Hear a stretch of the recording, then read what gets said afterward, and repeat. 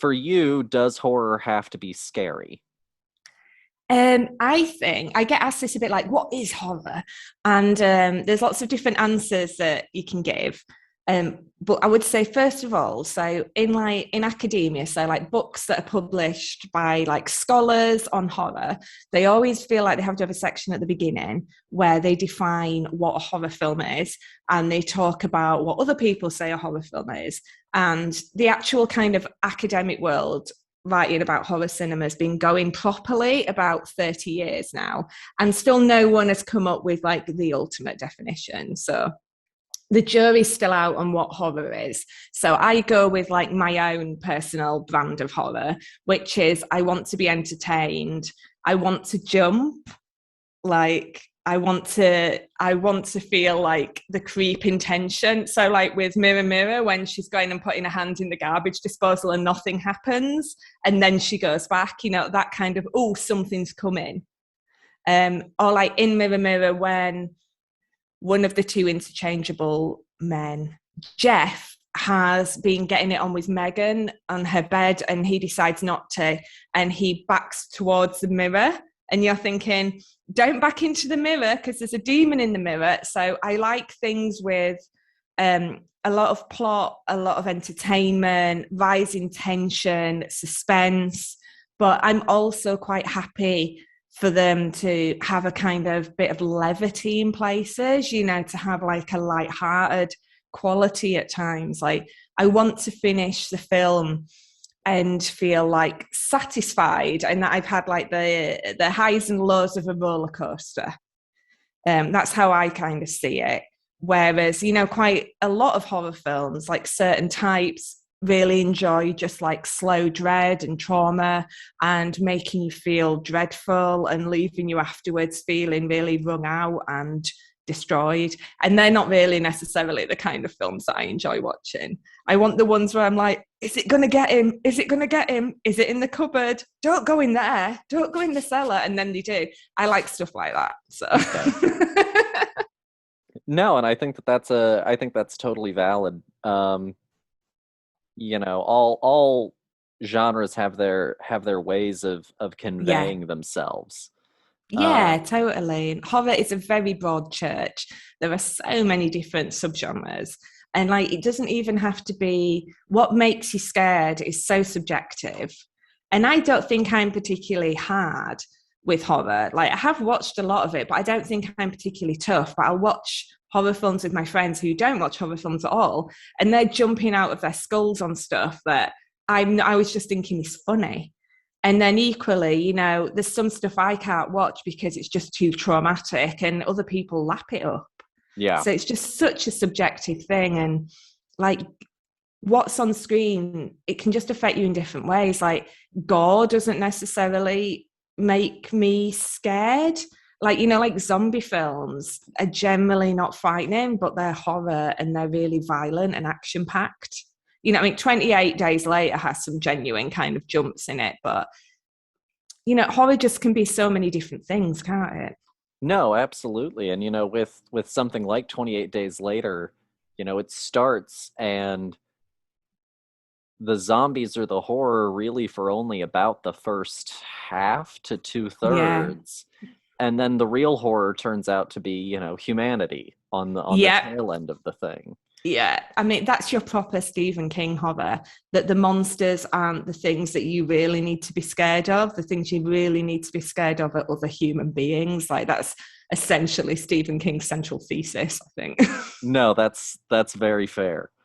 Um, Hey there, Film Buds. Welcome back to the Film Buds podcast. I'm your host, Paul. And I'm Lauren. And the clip that opened up the show is from our special guest that we have this week, Dr. Alison Peirse.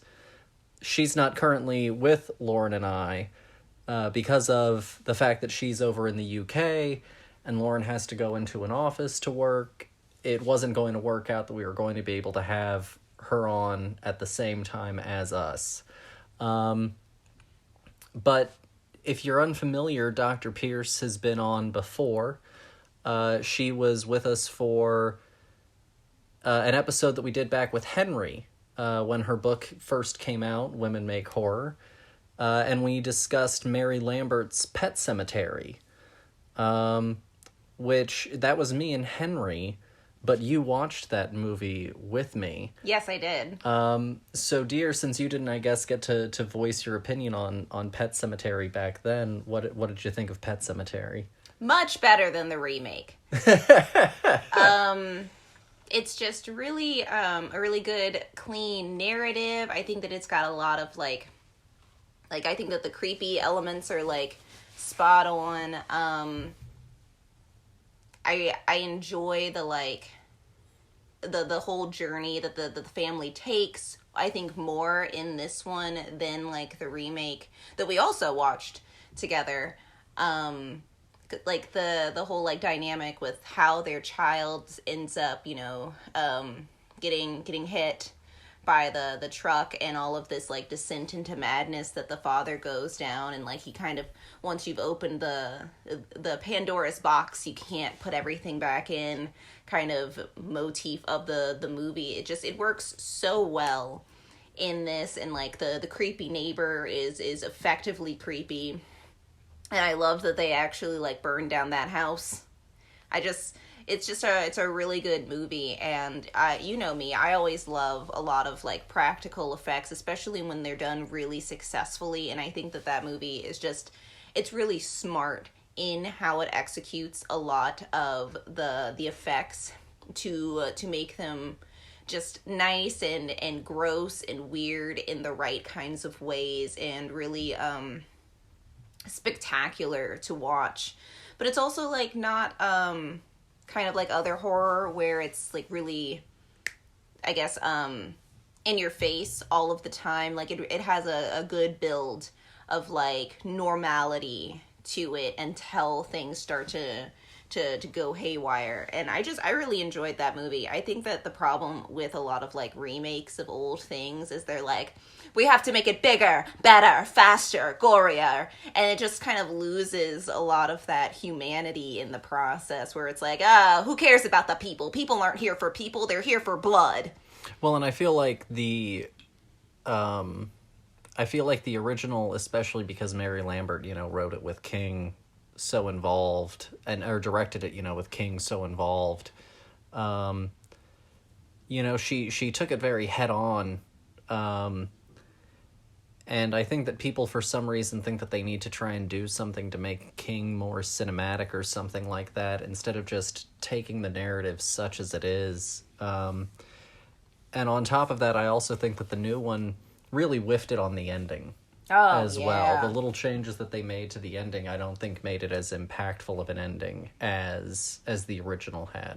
No, yeah, and that kid actor is so stinking cute. He does such a good job in it. He's like 2 or 3 or something, and he's like better at acting than a lot of people nowadays. Am I right?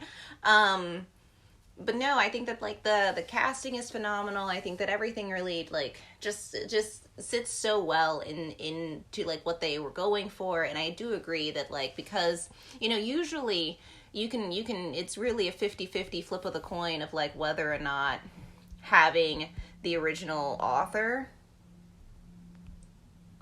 there is like a good idea or not. Like you can really whiff something entirely if you have somebody who's got too much at stake. Yeah. In the conversation. But I think that King does a really good job of like, transposing a whole novel into a movie, and like translating a lot of those slower moments that are in his books very well onto film. And I think that that's also to your point of how people can think that they have to like elevate King on film, when in reality they're missing all of those simpler moments. Carrie isn't just Carrie with the powers and the pig's blood and all of that. It's all of the like awkward teenage moments as well. Yeah. And I think that if you like really skip over the building blocks to a good story, especially one of King's stories, the whole thing just falls flat in the end, because you don't really care about anything that's happening, and you're just there.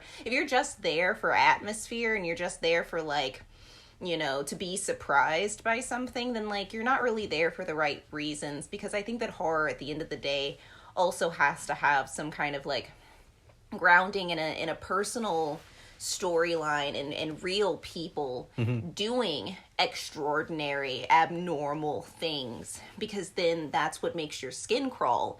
If I'm just watching a whole bunch of people that I can't identify do things in a world that's also like extreme, then I'm just like, I'm not even enjoying this roller coaster. I'm just on a roller coaster to just be on it. No, yeah. But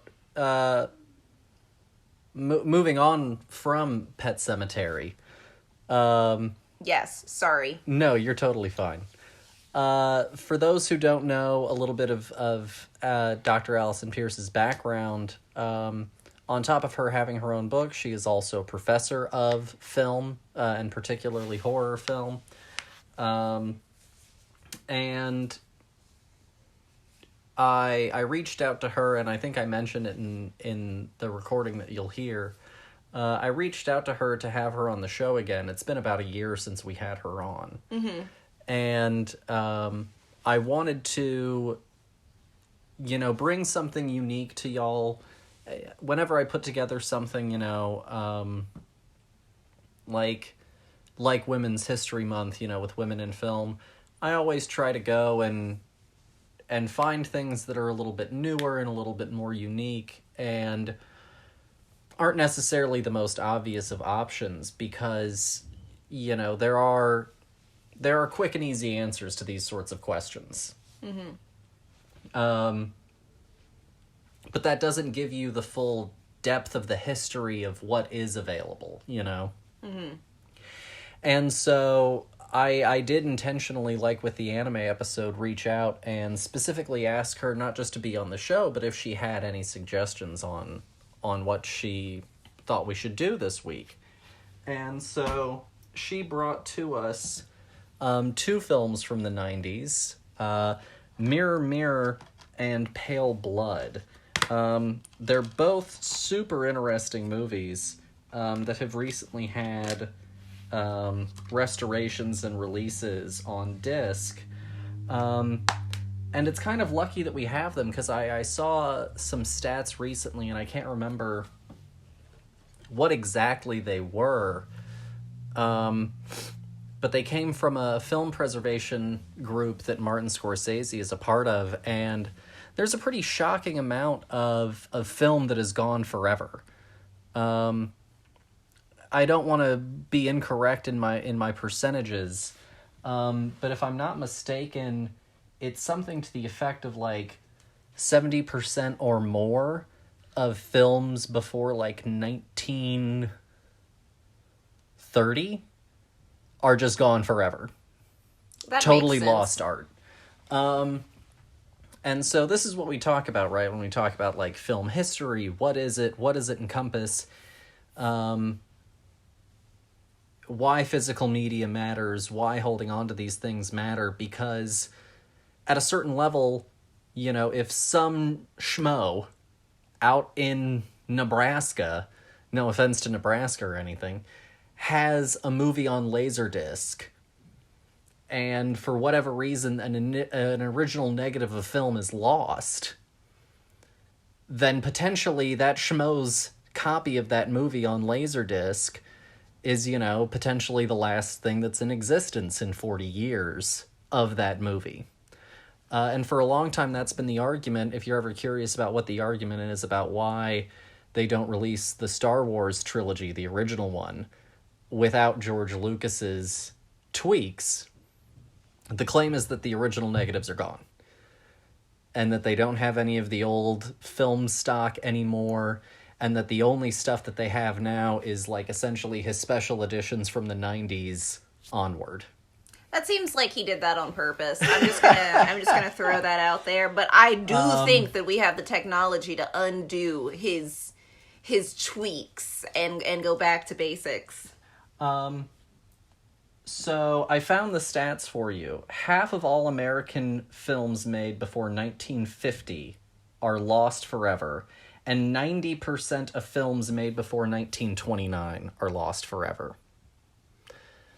I mean, that doesn't surprise me at all, because that's also like before we had the Academy Awards and people were really, you know, acknowledging this is a viable medium. You know, it was just kind of, it was a thing that people do, like whatever. Well, and that film stock was much more fragile. A lot of times, you know, after a certain period of time, especially if a movie wasn't financially successful in any sort of way, that stuff would just get burned or recycled. Which is crazy because of the fact that, like, I'm sure that it was painstaking to make movies back then. The whole process was really quite remarkable, and they were just like, garbage. And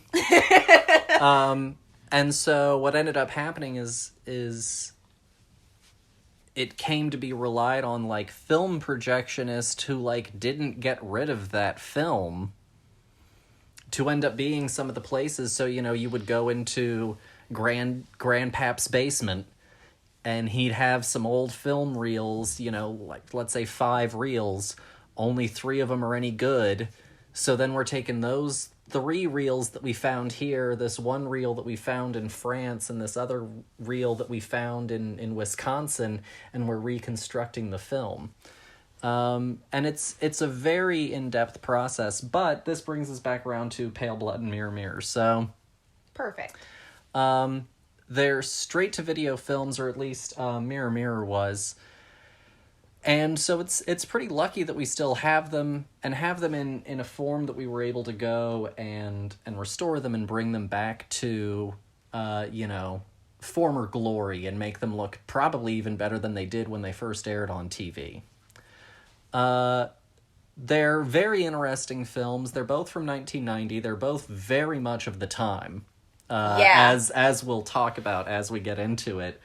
But they also both tackle very different things. And we'll sort of also discuss some of those themes, but, you know, one of them is a supernatural, you know, demonic witchcraft kind of teen story in a high school. And then the other one in, like, middle America. You know, it's like Illinois or something where the movie takes place, or Michigan or something. Iowa. It's Iowa. I think, yeah. And then the other one takes place in Los Angeles, you know. And it's so, very Los Angeles. with a lot of shots of LA, you know, on the street back in that time, where if you go to LA to those exact same locations now, it doesn't look a lick like that anymore. So without further ado, we're not actually going to do any clips with any of the movies this week. What we're going to do is I'm going to have y'all listen to some of my discussion with Allison, and then when that's over, we'll come back around and Lauren and I will talk about them. So here is myself and Dr. Peirse talking about 1990s Mirror Mirror. So take a listen. The 2 films that you suggested are both from 1990, Yes. and they are Mirror Mirror and Pale Blood. Yes. How would you like to begin? Would you like to maybe tell us a little bit about sort of where you saw these films, your experience with them, and go into them sort of one by one? Yeah, that'd be great. So I'm really interested in trying to think about what a history of horror films made by women looks like. And that's become like something that's like increasingly interested, I think, just in like culture in general. We're getting so many more lists these days of, you know, like 10 horror films you didn't know were directed by women, blah, blah, blah. And but what I find is it's the same names over and over again that are referenced in these kinds of lists. And these names are referenced quite rightly because they've made wonderful films. So films like Near Dark from 1987, directed by Catherine Bigelow. You know, Mary Lambert's Pet Sematary, which we've chatted about and I love deeply. But we get the same old people included again and again and again. And so I'm always interested in the bits of history that aren't being written about as much. So the minute I find like a canon that's emerging of like the key women who have directed horror films, I instantly think, well, there must be others out there that just don't make it into the canon. So I always like digging around like the edges of like the accepted discourse on what constitutes history. So like, for example, another film that I really like is Blood Diner from 1987, which is directed by Jackie Kong and is brilliant. But then alongside that, I eventually discovered Pale Blood from 1990. And I also discovered Mirror Mirror from 1990. I can't even remember. I found out about Mirror Mirror first. I'm not even entirely sure where I found out about it. It's one of them that's kind of in the ether. It's very much a cult horror film. So if you Google Mirror Mirror 1990, and you have to put the year, otherwise you get lots of other films called Mirror Mirror and TV episodes, and we don't want any of that.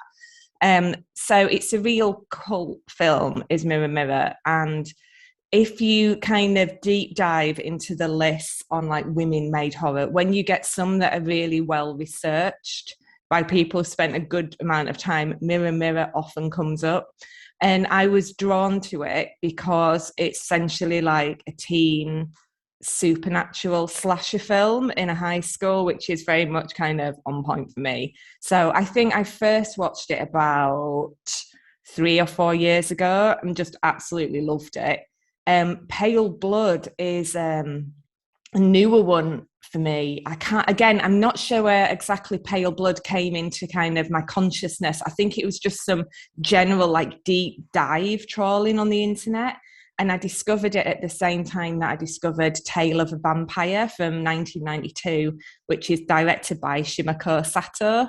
And it's kind of like Pale Blood and Tale of a Vampire to me are like, they're a great double bill of vampire films from the early 90s, really low budget, directed by women, and, you know, notably directed by women with East Asian heritage. So Pale Blood's directed by Vivi Dachin Hu, who's originally from Hong Kong and is Chinese, and Shimako Sato is Japanese and made Tale of Vampire while she was in London at film school. And so I like finding all these kind of links. And then I discovered that I could watch a decent copy of it when I discovered that Pale Blood had been released by Vinegar Syndrome on Blu-ray, and that made me very happy indeed.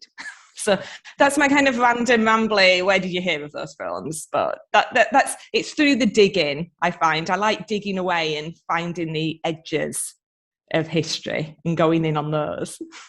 No, yeah. That honestly was kind of how I found last week's two movies. I wanted to try and find women who had directed films from before 1950. Yeah. And so it was sort of this going through of just Googling and trolling and searching. Yeah. And you know, it can definitely be hard, especially when you are looking for like more and more niche sort of topics of what it is specifically that you're looking for. But you can usually always find some real gems out there, you know? Yeah. And I stand by Pale Blood and Mirror Mirror as like good, enjoyable films. And, you know, people can argue that stuff's not got into like the canon or the main discourse, because you know what? Maybe it's not very good, but I stand by these films as excellent. And I want to bring these to as many people as possible. No, yeah, honestly, I had a great time with both of them. And so, you know, I'm going to talk with you, and then later on, I'm going to talk with Lauren about it. And so that'll be the sort of whole of the episode. Yeah. But we honestly had a blast watching both of these. We watched them both on good. Sunday, I think. Yeah. And so it was a really fun day. And what order did you watch them in? I'd be really interested to know which way around you watched them. Alphabetically. So we did Mirror Mirror and then Pale Blood. Yeah. And it, you know, it was definitely like a real sort of gear shift a little bit. Yeah. But it was very enjoyable, you know, and it didn't make it like too samey of a day either, which was also nice. Well, that was one of the reasons why, because I've recently watched Pale Blood, and I knew I'd want to talk to you about it. And then I was trying to think, what shall we watch alongside it if I can get away with suggesting a double bill? And I had thought about Tale of the Vampire, this one I've mentioned from 92, but they both are vampire films, and they're both, well, like Pale Blood's filmed late 80s, but they're both, they can, I watched Tale of a Vampire and Pale Blood within a day of each other. And, there's a limit on kind of vampire stuff for me, really. And I just thought Mirror Mirror is such a different film and like just the way it's shot, they're really different shooting styles. They're really different kind of writing and directing styles. So I just thought it might be a bit more interesting. No, yeah. Well, why don't we sort of jump on into it? So what can you tell us a little bit about Mirror Mirror? Okay, so Mirror Mirror, this isn't official synopsis. This is just like me reading my cultural references into it. Mirror Mirror, the lead is an actor called Rainbow Harvest who looks uncannily like Winona Ryder during Beetlejuice, which I think is a very strong reference point for this film. And it's essentially like, what if Lydia from Beetlejuice moved to a new house where there was a haunted mirror that gave her powers like Carrie? And that's kind of like what this film is doing. And that's kind of the plot, which sounds kind of reductive because I think it's a pretty smart screenplay, actually. I found it very satisfying.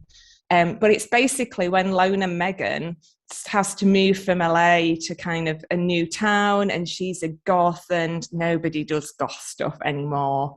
And she's a real outsider and she can't fit in at high school. But then this mirror that is possessed by a demon offers her the opportunity to have her heart's desire. And obviously it goes terribly wrong. And, an awful lot of people die in an awful lot of gory and inventive ways. And that's kind of what it is. But I say it's not really doing a full service to it because I think it's quite smart. I mean, what would you say about it, plot-wise? No, definitely I agree with where I think it's drawing its whole inspirations. Yeah. My wife, Lauren, before we, jumped into watching it, she was convinced that it was Winona. And so like she had to pull up the cast list just to make sure. Yeah. No, it definitely feels very Beetlejuice, and like the Susan Gordon character, the mother, Yes. feels very much like the O'Hara character from Beetlejuice as well. Yes, totally. She's very camp and over the top to start with, isn't she? And she's got all these different wigs that she's always got on. And as like a performer, she kind of reminded me also of Jennifer Coolidge a little bit as well. And so you definitely have that dynamic. And then we really got into it, and it was like, no, this is very much like a Carrie sort of story, Yeah. But I think that it does, to your point, I think that it does work really well. I mean, so much of horror, so much of film in general is, taking things that you loved from something else and kind of putting them into a blender. Yeah, totally. And horror is a genre that is very accommodating of that. I would say like horror fans in particular are like, they're always up for a nod and a wink and a reference to other films. Like it literally like references Carrie in the dialogue when they're talking about, it's not like we dump pig's blood on her, So like it's very playful, and horror fans generally really enjoy that. We all like being in on the joke. Like, no, for sure. Yeah. And so like I didn't have a lot of expectation, I guess, for either of these movies. Yeah. And I think that sort of just going in relatively blind, like I knew the general plot of each of them. But going in pretty just sort of cold feet, starting out with it. It's a really great romp, and it starts out that first little bit, it's this sort of idyllic little bedroom, and you've got these pictures of these twins and that kind of thing, and then like jazz music playing. The door kicks open, and you've got a girl dragging a woman dragging another woman who's like bound, Yeah, up onto the yeah. bed, and it's just this entire like, oh, everything just elevated. Yeah, it's like it's a very confident opening, I think, as well. It's screenwriters who are kind of saying, I know what I'm doing. Hmm. I know what I'm doing. And I know, particularly in the horror genre, you really want to start with a bang. Yeah. And they really do start with a bang, don't they? It is that thing that, like, the minute it starts and you realize this sequence that you're describing is a prologue, and actually the main film takes place in a different time period, that was my kind of indication that this film was slightly more ambitious in its kind of aesthetic and in its narrative and its stylings than a lot of kind of low budget independent horror from that period. You know, you can have so many films from around this period that have like the thinnest, simplest plot and have like literally 2 locations and nothing else and like 3 actors, because it's all been done on such a budget. Hmm. But there's just a lot of ambition, I think, Yeah. in Mirror Mirror, a lot of ambition. I mean, I know this is a random tangential point that I'm going off on here, but I was thinking like even the swimming pool sequences at the school, like it's really difficult to film water sequences and it's really complicated, and they have multiple scenes around and in the swimming pool with a ton of actors in. And I was even like noticing the costume design and how they've even just spent the money on all the girls having identical swimming costumes and swimming caps. And you just feel like there's that bit more attention to the detail, and I assume the money to actually spend on having many actors who are all in, you know, bespoke costumes. So I find it all very pleasant because I watch a lot of low budget horror. I watch a lot. So it's particularly nice to find one where they've either found the money or the ingenuity Hmm. to just give it that bit more than the bare minimum, you know? No, yeah, and so much of it is done in camera. So much of it is done Yeah, practically that they also, are using a lot of old school, very simple tricks to yeah. achieve a lot of really great stuff. Because it's also pretty gnarly. Uh, there are definitely a few moments in there that are pretty gross. The steam to death, sort of Yeah, sequence. Um, yeah. I was like, this is right up there as being as gross and effective as the nurse getting her head boiled in Halloween 2, type Yes, thing. yes. Um, Yeah, definitely. There's a real love of physical effects, like practical special effects, isn't there? Like, obviously, this is like not the time of like digital filmmaking, and you can see there's a lot of time and thought gone into doing decent physical effects. It's fun, I think. Or the other example that I'm immediately thinking of is when the mum puts her hand in the sink thing. What is it? We don't really have them in the UK. The thing that like macerates all the food. yeah, the garbage disposal. Yes, that's it. We don't really have them here. I was just like, it's that thing that chops everything. We just have like a hole in the UK that the water goes down and that's it. But yeah, and it's when she puts the hand in it and you're like, oh, they're going to chop her hand off. Then she takes the hand out and she's fine. And you're like, oh, they were just playing with us. But no, obviously she goes back for more. No, yeah, I was. It does a good job of building the tension and releasing it nicely. It's not overly reliant on like a lot of cheap scares and cheap thrills. Yeah, Um, it does a good job of also playing with expectation of a scene, from moment to yeah, moment, that kind of thing. Um, so no, I really enjoyed this. I thought the performances across the board were really, really good. yeah, Um, I thought the choice to never really show too much of the demon was a really good call as well. yeah, yeah. Um, because Because when that's a he turned, go ahead. sorry, I was just going to say, yeah, because when you do see the demon, kind of the fullest extent you see him, which is right at the end of the film in the kind of final moments, which, is the right place to actually show him. He looks kind of like the top half of like a weird werewolf man. Like he looks like he's come from the Howling. or something. And so, like, the minute you see it like that, the minute you see anything, the tension dissipates, doesn't Yeah. it? So the play with on and off screen space is really effectively handled, because obviously when he does pop his head out, you're like, oh, he's a lot hairier than I thought a demon would be. So No, like, you think demon trapped in a mirror, yeah, it's going to either have some sort of, I think, like more humanoid look, or maybe something a little yeah, bit more ghostly.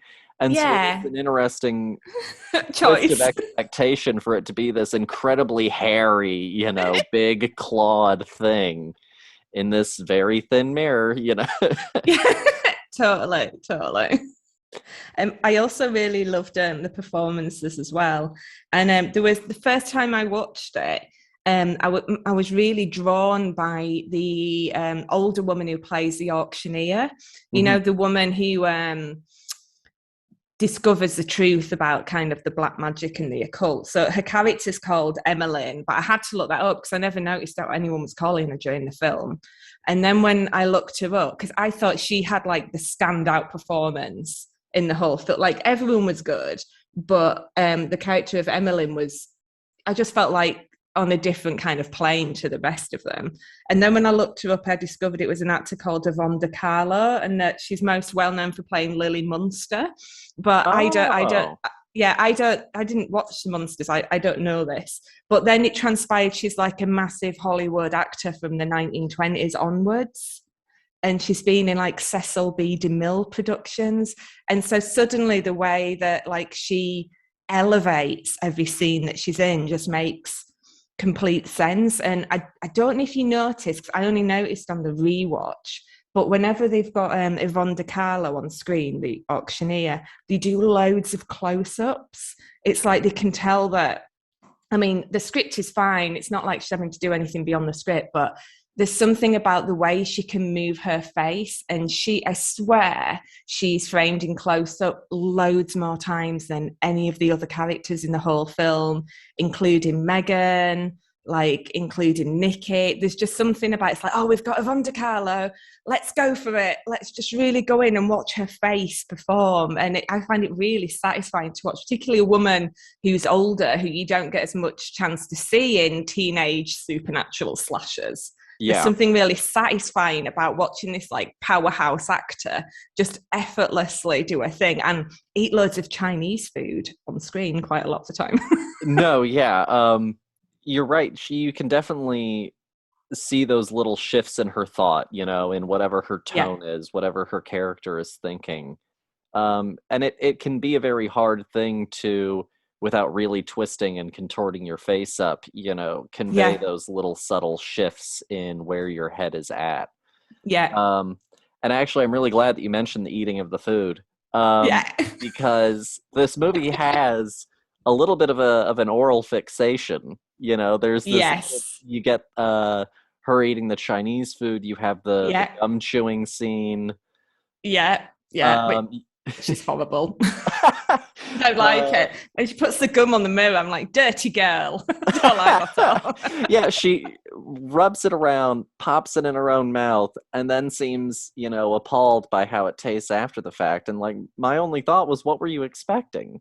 Yeah, exactly. And we Yeah, got to the gum. I hoped you were going to go to the dinner party scene soon, though, with the flies, because yeah, that's that's what I was going particularly to go to horrible. next. Yeah, and the sort of like larvae in the chicken wing for a second. Oh, oh, it's disgusting. I did an essay film all about eating in horror films called Three Ways to Dine Well. And I've got a clip from the dinner party scene in Mirror Mirror in there because I just find it so disgusting. No, yeah, and I guess I'd be curious if this is something that this director has done in other things, is like all of this excessive eating on screen. Yeah, I don't know. I find so the film is written and directed by Marina Sargenti.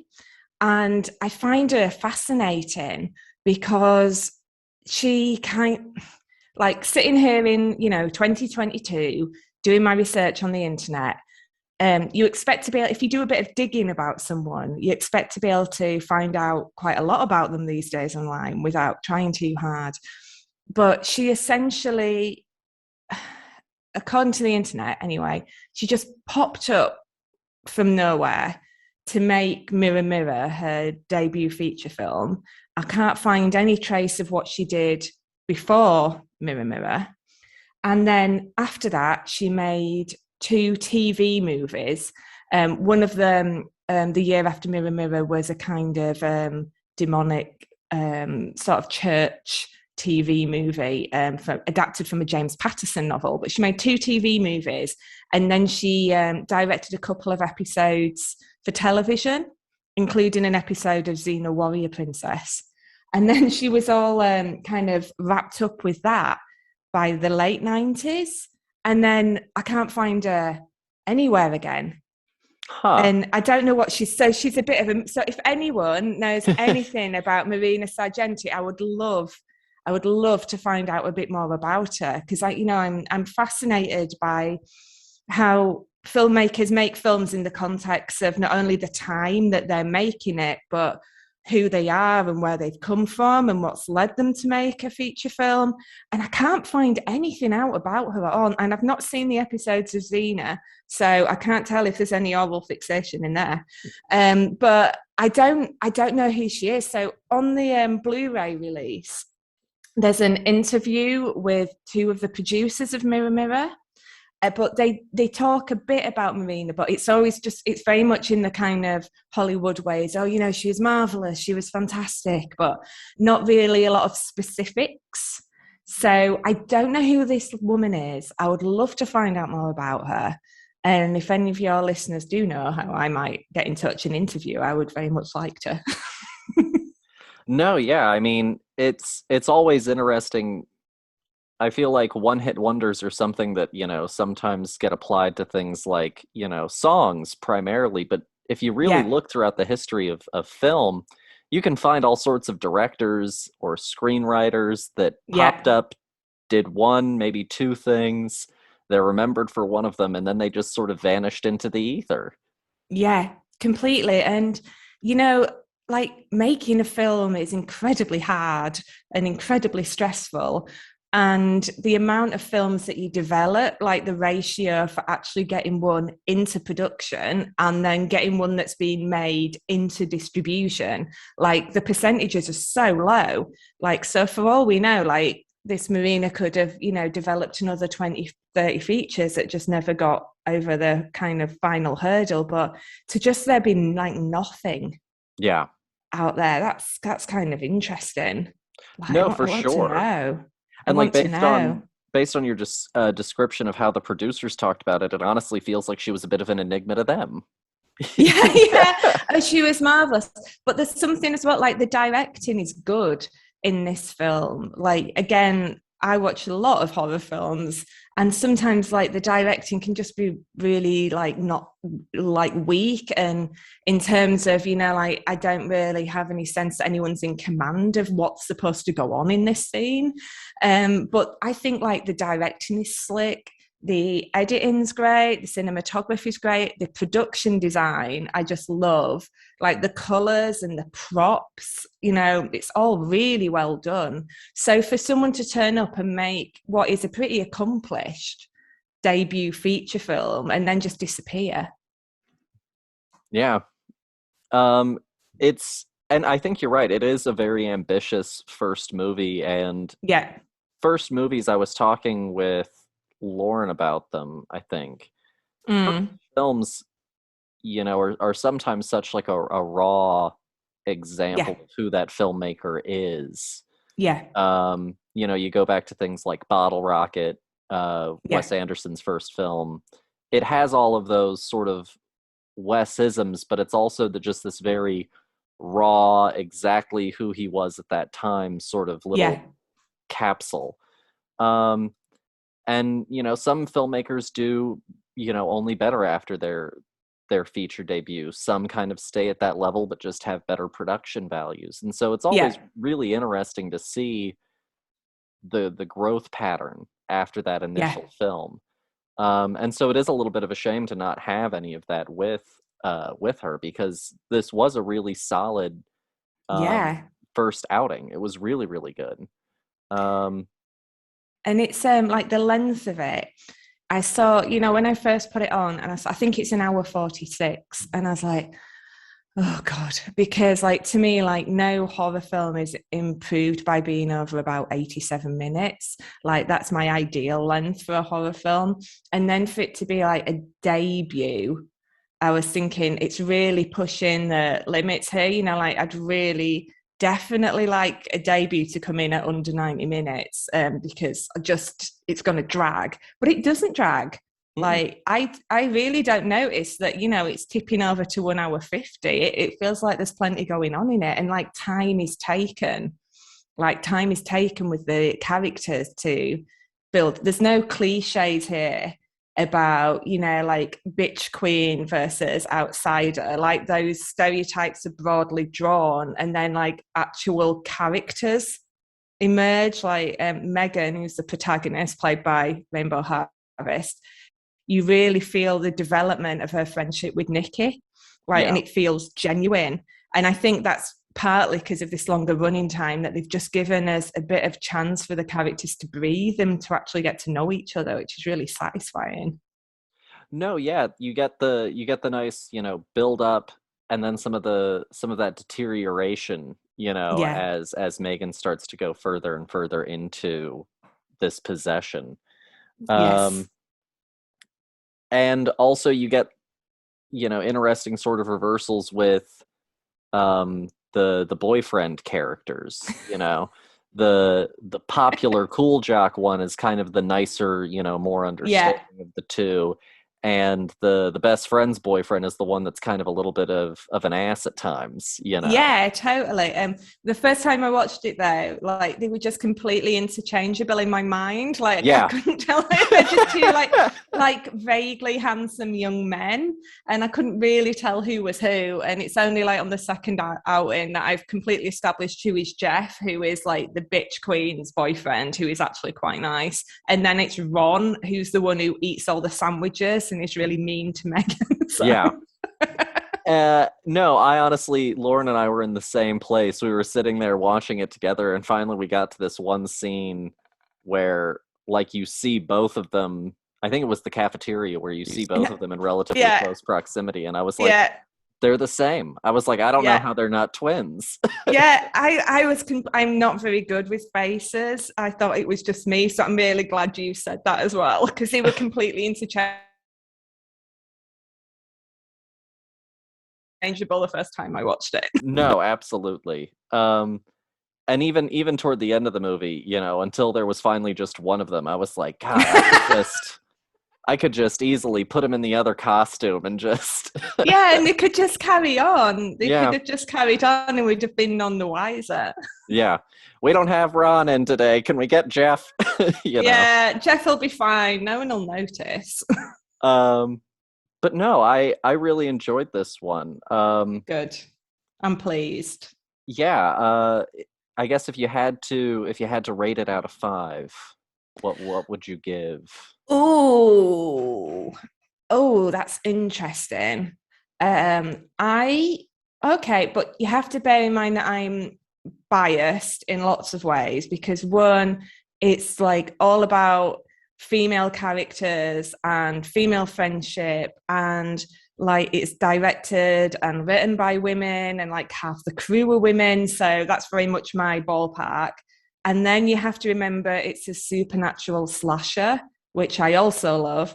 And then you have to remember it's like a high school horror, which I also love. So I would have to give it, I reckon, like 4.5 out of 5. No, I I think think. that's pretty fair. I think that's pretty Yeah, fair. it's Uh, really bang on for me in some. And to add to it, because obviously it's filmed at the back end of the 80s, that's the period when I was a kid. And so there's a certain nostalgia element for me in seeing what all the teenagers are wearing and what the parents are wearing. Because, I mean, my mum didn't dress like Megan's mum, let's be clear. But there's a certain nostalgia in remembering the adults around me wearing those kinds of clothes. So I also really like that as well. No, and that's totally fair, you know. Ratings are entirely subjective, and Yes. you know, they can be choices of the heart more than Yes. um I'll save my rating until Lauren and I are talking, but I think Okay. I'll think 4.5 is incredibly fair. Yeah. Um Thank you. yeah. So that was Mirror Mirror, which we kind of already gave a little bit of a description on and that kind of thing. So, and you should have a good idea of what the plot is if you just listen to that discussion. Since I already talked about it some and Allison already talked about it some, dear, what did you think of Mirror Mirror? So I think that like everything you guys said was completely on point. I loved literally her description of it being like, what if Lydia like got Carrie powers and basically kind of went on a weird teen murder spree. And then there was also demonic possession. Like that's exactly what this movie is. I really enjoyed this movie a lot. Yes, I was convinced that she was Winona Ryder. It's really I loved the fact that like they brought so many of their influences like so directly into this movie, because like you were right, it is like you know, Lydia and not Catherine O'Hara. I think so. Is that her name? Catherine O'Hara is, you know, as the mom, very eccentric, very artsy, very city folk. But instead of them being from New York this time, they're from Los Angeles. And, you know, instead of them moving to, like, I don't know where they go, like Connecticut, I think. And they move to, like, Iowa. But other than those things that I was like, it's just Beetlejuice. I thought that the opening was like really interesting, of these like two twins where like one, you know, murders the other to try and not have the spirit in the mirror do spirit things anymore. I love when people are like, I'm gonna delve into to black magic, basically, and I think I know something, and so therefore I'm just gonna keep going until, shocker, it doesn't work the way I expected to, and I was duped the whole time, and maybe I can fix this real quick with like some split decision, which I'm sure honestly she probably got from influence from the demon in the mirror. But no, I think that the teen aspect of this works really well. I'm always like a little hit and miss on teen movies, depending on how, I guess, how much teen they put into it, if that makes sense. I think that this movie had the right amount of like, you know, girl friendship and like true bonds and like, you know, high school, especially of this, you know, early 90s, late 80s time frame that we're in, with a school with a pool in it, which is such a culture shock for me. I've literally never in my life seen an actual swimming pool in a high school before. That's money, right now, holy money. But I think this movie was a crazy ride, honestly, and like really trying to figure out what was going to happen next. And our I love the fact that we started with one character as like our main character, and we follow Megan for a very long time, and then there's this point like in the third act where our perspective character switches and our final girl changes on us to be her friend, who I don't know the name of at the moment. Nikki. And it's really like her trying to basically pull Megan back from the brink of this demonic, it's not really like a possession, it's more of like a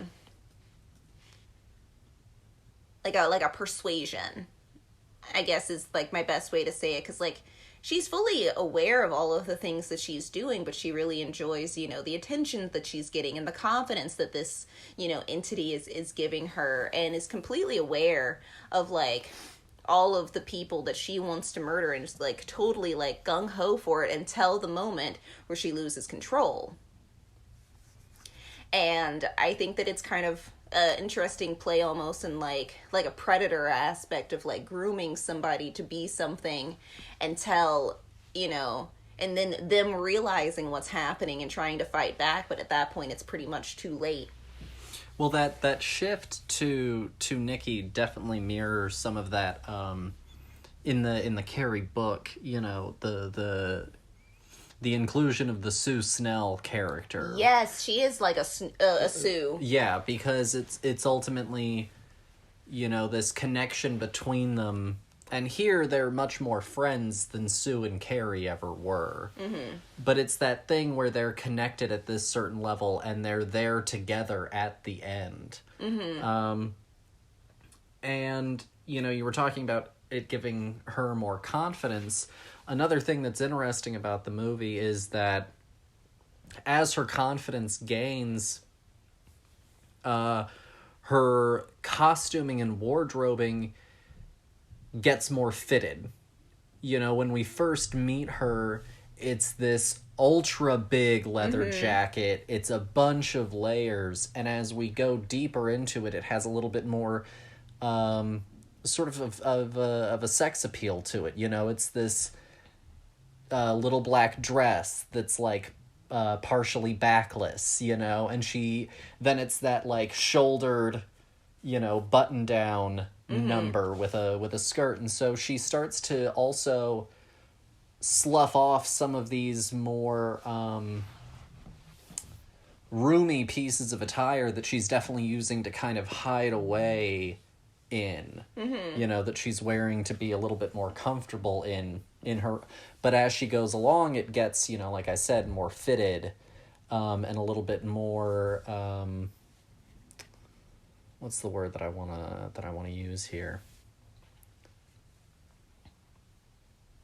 More clean, also in its look. It doesn't look quite as cluttered as some of her earlier looks. No, I'd agree. And honestly, going off of that, I would say that not only do the layers, peel away, she's, but also I think that her gothic, like, attire starts to become more and more aligned with, like, the teens of that time as well. She starts to find this, like, journey of, instead of it being like a very like overtly I'm an individual gothic attire, I wear what I want, she starts to almost mirror in her own way the aesthetic of the school as she gains her own confidence as well, because like her makeup starts to settle out, and her hair she starts to wear it down more, and she starts to wear less black, and from the beginning she was like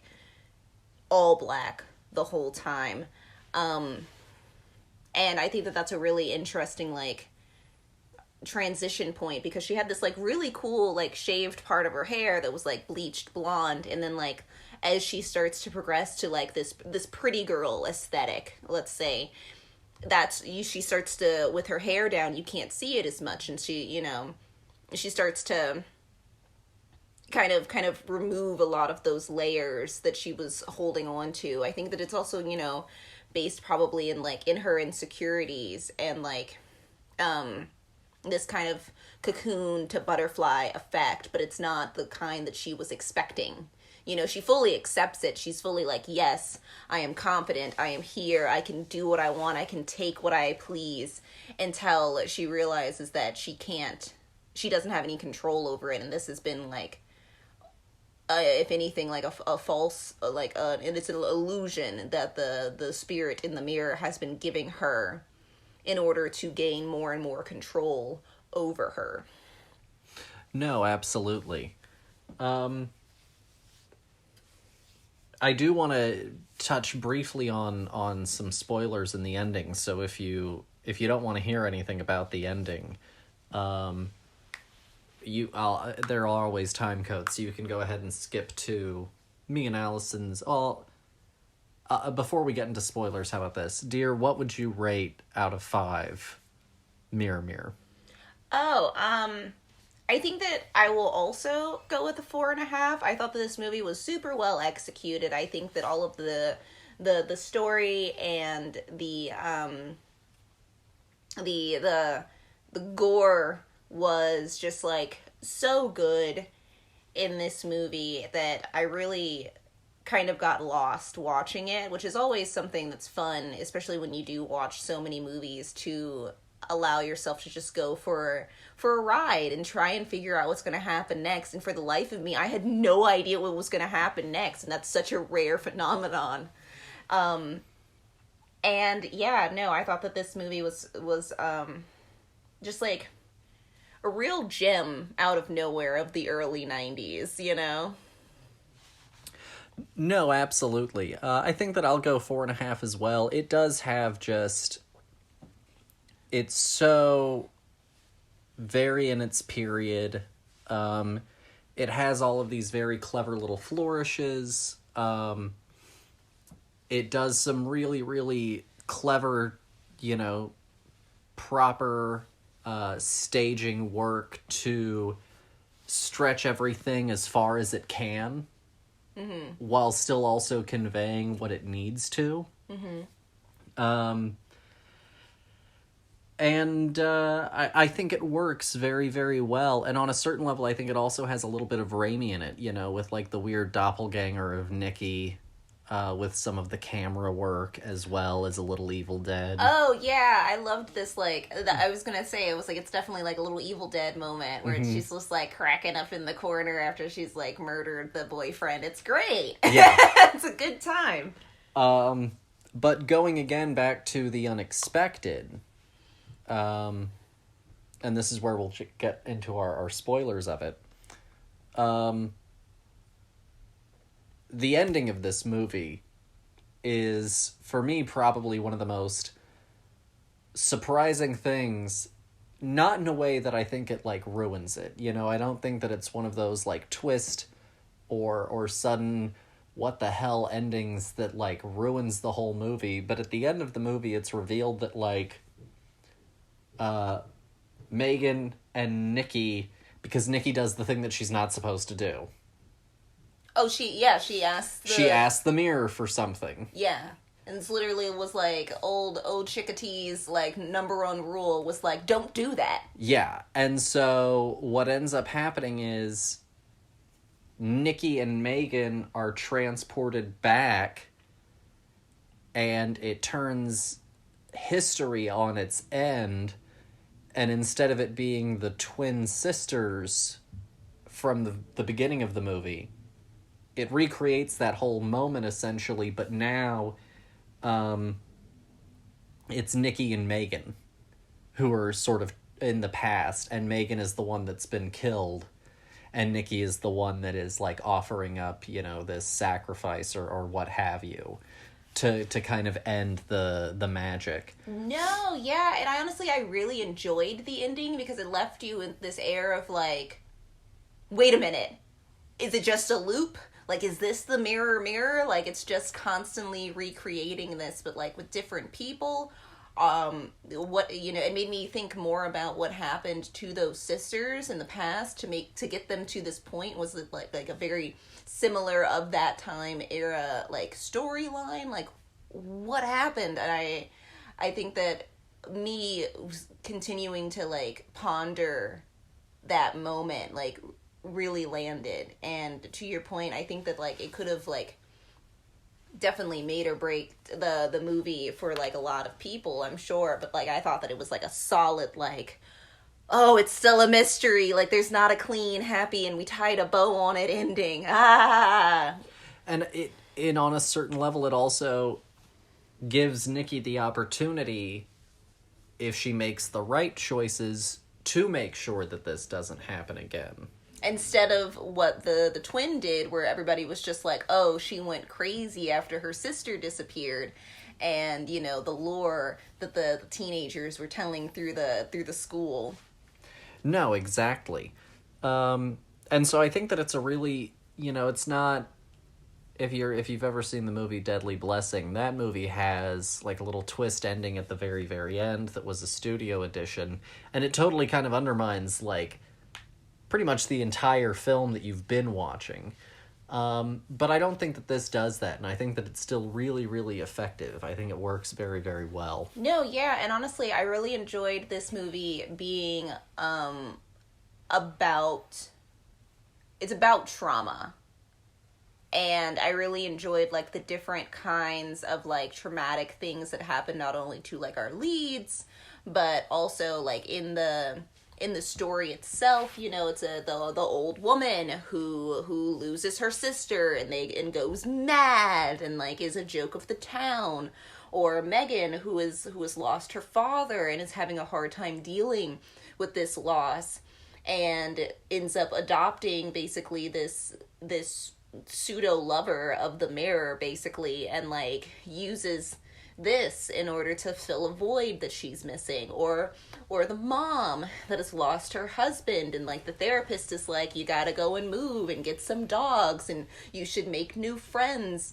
And it's all of these different people who are struggling with like Grief. yeah, and it's just really interesting, this whole journey, and to the point where like we end up getting Nikki at the end, who has experienced losing her boyfriend and now losing her best friend in like such a traumatic way, and like she had gone there to try and help. I think at the in deep down she was definitely kind of forced to go, because like by the threat of death.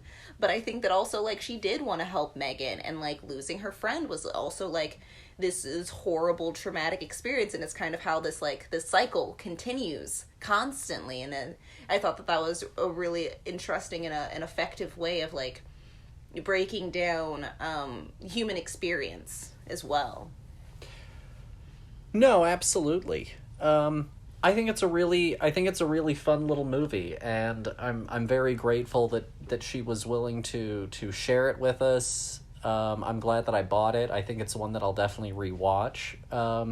It's a fun time, and I definitely recommend, if you're looking for something a little bit off the beaten path and you want to expand some of that knowledge and get a little bit deeper into horror, I think that this is definitely a good fun movie to start with. Oh yeah, for sure. Moving on, we now have our other film from 1990, Pale Blood, and here is my conversation with Dr. Peirse, so take a listen. So what can you tell us about Pale Blood? Pale Blood, it doesn't have, I think, quite as simple, like straightforward a plot in many ways. I think it takes a bit longer to nail what it's about, but essentially there's a serial killer stalking the streets of LA, and they're being nicknamed as the vampire killer because the victims are being found with puncture marks and drained of blood. And we follow this fact, this kind of murder spree, draws the attention of Michael Fury, which is the best character name ever. Yeah. And he is a vampire who's drawn to LA, and he wants to try and stop this vampire serial killer from doing any more bad murders. So Michael Fury turns up at the beginning of the film and arranges to meet Laurie, who is kind of like employed by a research agency and is there kind of doing occult research. It's not quite clear, really, I don't think. But basically, Michael Fury teams up with Laurie, and it's kind of the classic odd couple where because he's a vampire, obviously he's pale and silent, and she's young and romantic and dreamy and really enthusiastic, and he's like, let's just get the job done. And it follows Michael and Laurie's exploits as they attempt to uncover their vampire killer. Yeah. No, I think that calling some of the role there a little bit unclear is very fair. Yes. Um, When it begins and like he turns up at the shop and there's like, I think there's like news cameras there and stuff, and then that woman's there and it turns out to be Laurie, but I'm like, I don't know what's going on. I'm really confused. But it settles down eventually. yeah. Um, no, I thought that this was an interesting one. You're right. Michael Fury is a great name. We've got one great character name and one great actor name, because we've got Michael Fury as a character played by George Chakiris. Oh, I don't know. Because I don't recognize him either. He could be like a really well-known actor for all I know, and I just don't know who he is. He was Bernardo in the old West Side Story. Right. Okay. That doesn't help me either, but okay. And then we have the actor Wings Hauser as Van, and like that name is just fantastic. I saw his cast name and I was just like, Wings Hauser. Yeah, brilliant. Wingshauser playing Van Vandermeer. Yeah. Well, and of course, it's a vampire. It's a vampire story, so we have to have someone named Van, as a little wink and a nod. But no, I liked this one. I didn't enjoy it, I think, as much as Mirror Mirror, but I did like this movie. It's very atmospheric. Yes, it's absolutely very moody. The soundtrack is fantastic. It's so good. Yeah. I went out and bought one of the Agent Orange tracks Did from you? the movie. Yeah, because it just got stuck in my head, and I was like, I gotta get it out. That's so funny that you've immediately gone to kind of mood and tone, because that's just why I like this film. So I feel like with Mirror Mirror, I feel like the whole thing's pretty tight in terms of script and stuff like that. And I don't necessarily feel Pale Blood is tight, but what I'm really drawn to is the feel of this film. Like it feels like on the brink of punk versus post-punk. There's so many like record shops and the nightclub scenes and Agent Orange playing and all the different tribes of fashion.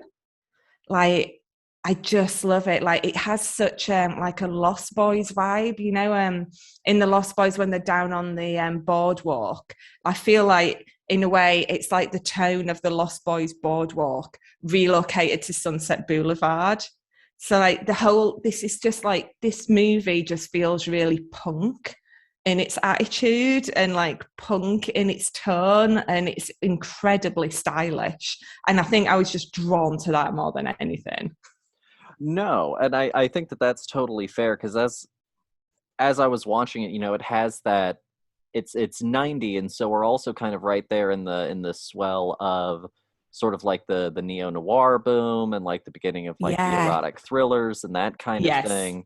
And so it definitely is pulling on all of those as well, with these very the house that he's staying in, this very 80s home, with the glass, the little square glass bricks. The glass bricks. Yeah. That's how it gave it like the period so precisely. When you have an internal wall that's built of glass bricks, then you're in a certain time period, don't you? Absolutely. I just love it. Because it's never been used since. Not another.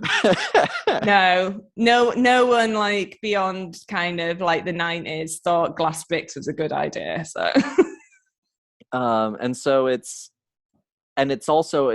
so many of the exteriors are just like drenched in neon lighting, and it has that proper sort of pulpy feel to it, as you're going through it. I think it's so interesting that you've mentioned noir, because I absolutely love noir. I love neo-noir. And it's not something I'd thought about until you mentioned it. But now you've mentioned it, you're totally right. I'm even just thinking about like the montage of like the LA highways that you get every so often in it.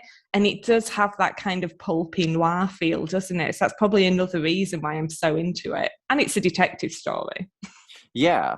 And it's a really interesting movie also in production, because, and I could be dead wrong about this, maybe you have an answer, some of it was filmed in Hong Kong. Yeah, I don't know that, because it says that online in quite a few places.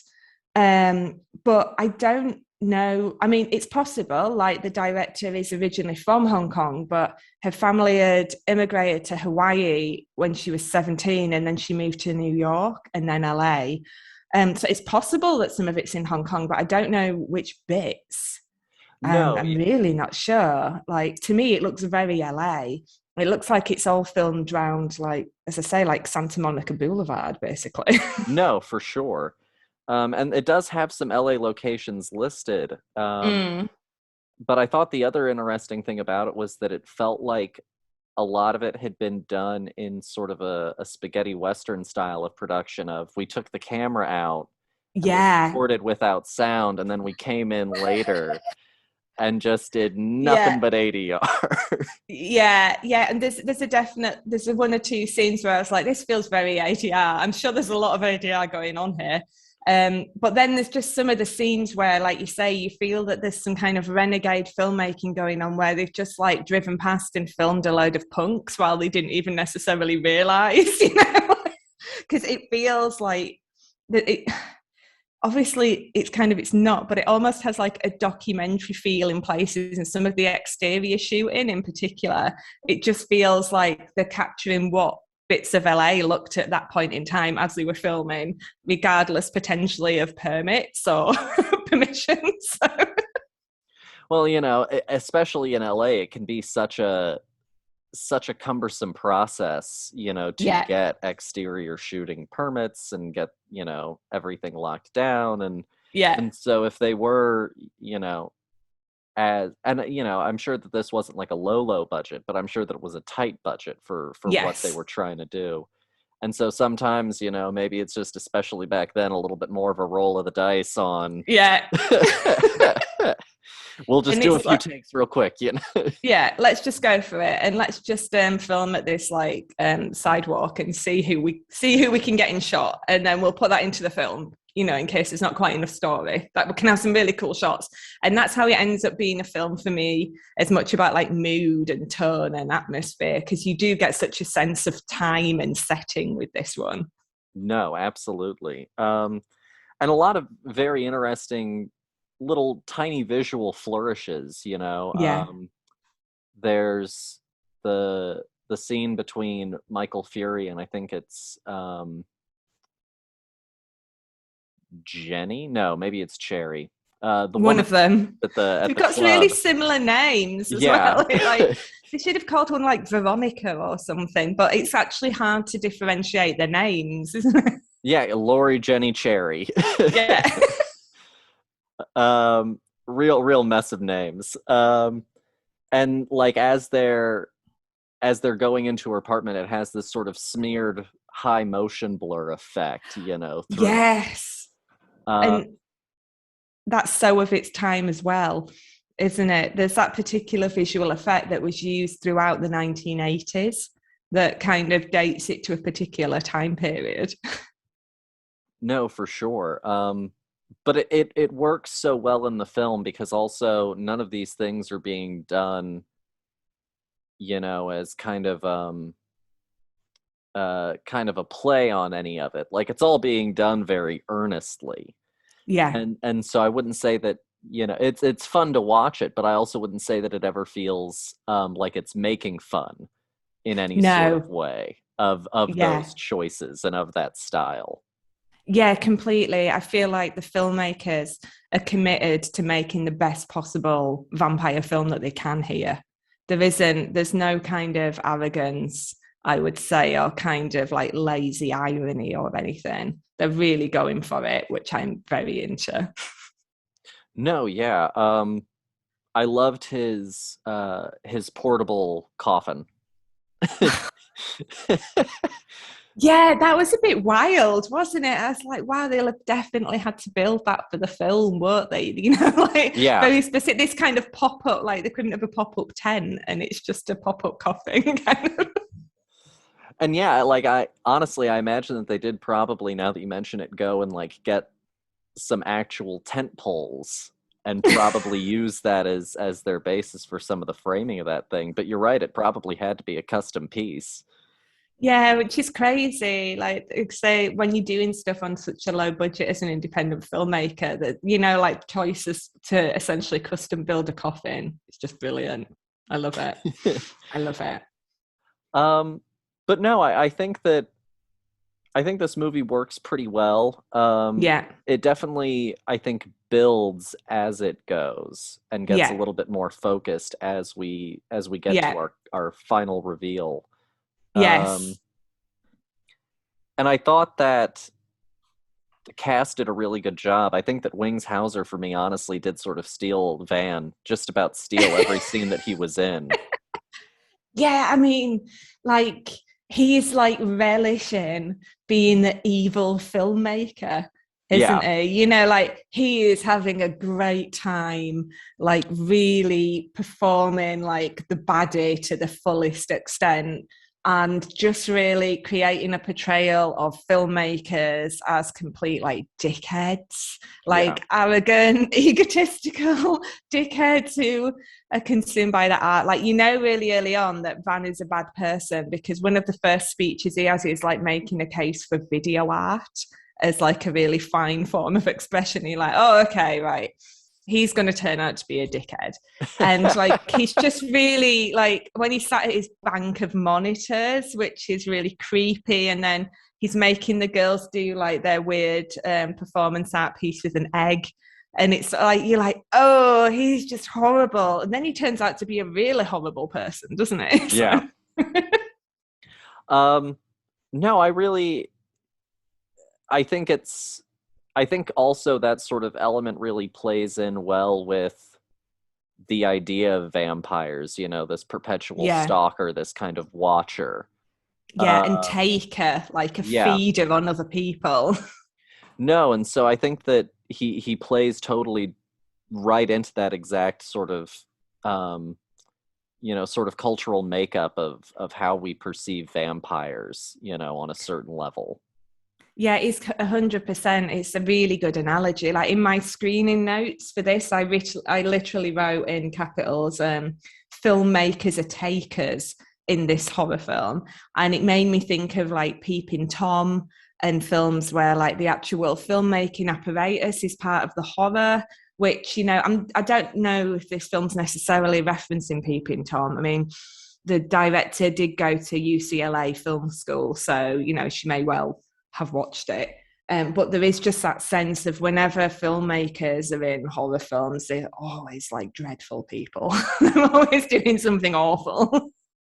No, that's true. There aren't a lot of examples where, now that you mention it, if I'm really thinking about it, there really aren't a lot of examples of movies about movies or filmmakers or what have you where they are, you know, genuine, altruistic, you know, they're the good guys of the story kind of folks. You know, because like you think about Tropic Thunder, the only person who's meant to really be like a nice guy in that is one of the lesser actors of the whole thing. Mm, You look at Truman Show, and yeah, the director of that is, of course, our ultimate villain of the piece. yeah. Um, Directors seem to be fond of casting their art as something draining that takes and is like egotistical. I was yeah, thinking even about like the low budget, I think slasher from '91 called Popcorn, which is amazing. I mean, I should just come on another time and talk to you about Popcorn because it's a load of filmmaking students who put on an all-night horror film screening in a local theatre that's about to be taken down, and even like just the act of like watching films is enough for the horror to erupt like literally through the screen.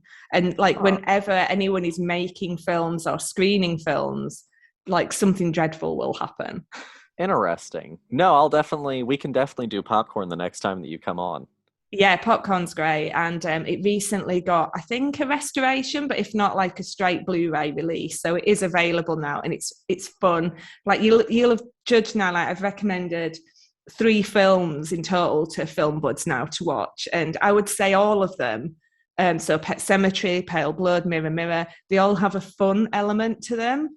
And I like my horror films to be fun, and popcorn is a lot of fun. So if you had to give Pale Blood a score out of 5, what would you give it? I would go 3 for this one. And that's, I would say for my personal enjoyment, I would hit it higher. But I don't think the script is quite as tight as Mirror Mirror if we're looking at comparisons. And but it gets like a solid 3 for me, almost purely on the visuals and the setting and the punk as anything kind of tone, and the soundtrack. I mean, it's filled with all of my favorite things about like 80s and 90s horror films. So you have all the fashion, like kind of the alternative independent fashion. You have filming in nightclubs, which is also a thing that's in Blood Diner, the Jackie Kong film that I love. And you have a band playing on stage, which I love and is very kind of Buffy, which also makes me very happy. And there's just so much fashion and kind of insouciance in it. It gives me everything I need from a kind of 80s, 90s film, I think. But I think in terms of a complete package, it's probably more of a 3. No, I think that's pretty fair. I don't know exactly what Lauren will say, but I feel like she'll probably come in pretty close to a 3 as well. Yeah. But what about you? Oh, you're going to say at the end, aren't you? I'm not going to hear right now what you think. I'll give you this one since I didn't on Mirror Mirror. I'll give you on this one. I think that I'll go a 3 as well. I think that that's all really fair criticisms of it. I do think that where it excels incredibly well. Yes. But I do think that there are those few little elements that just hold it back from being, to you said, as tight and as focused, and have as much momentum as it could have. Yeah, completely. No, I think that that's all great.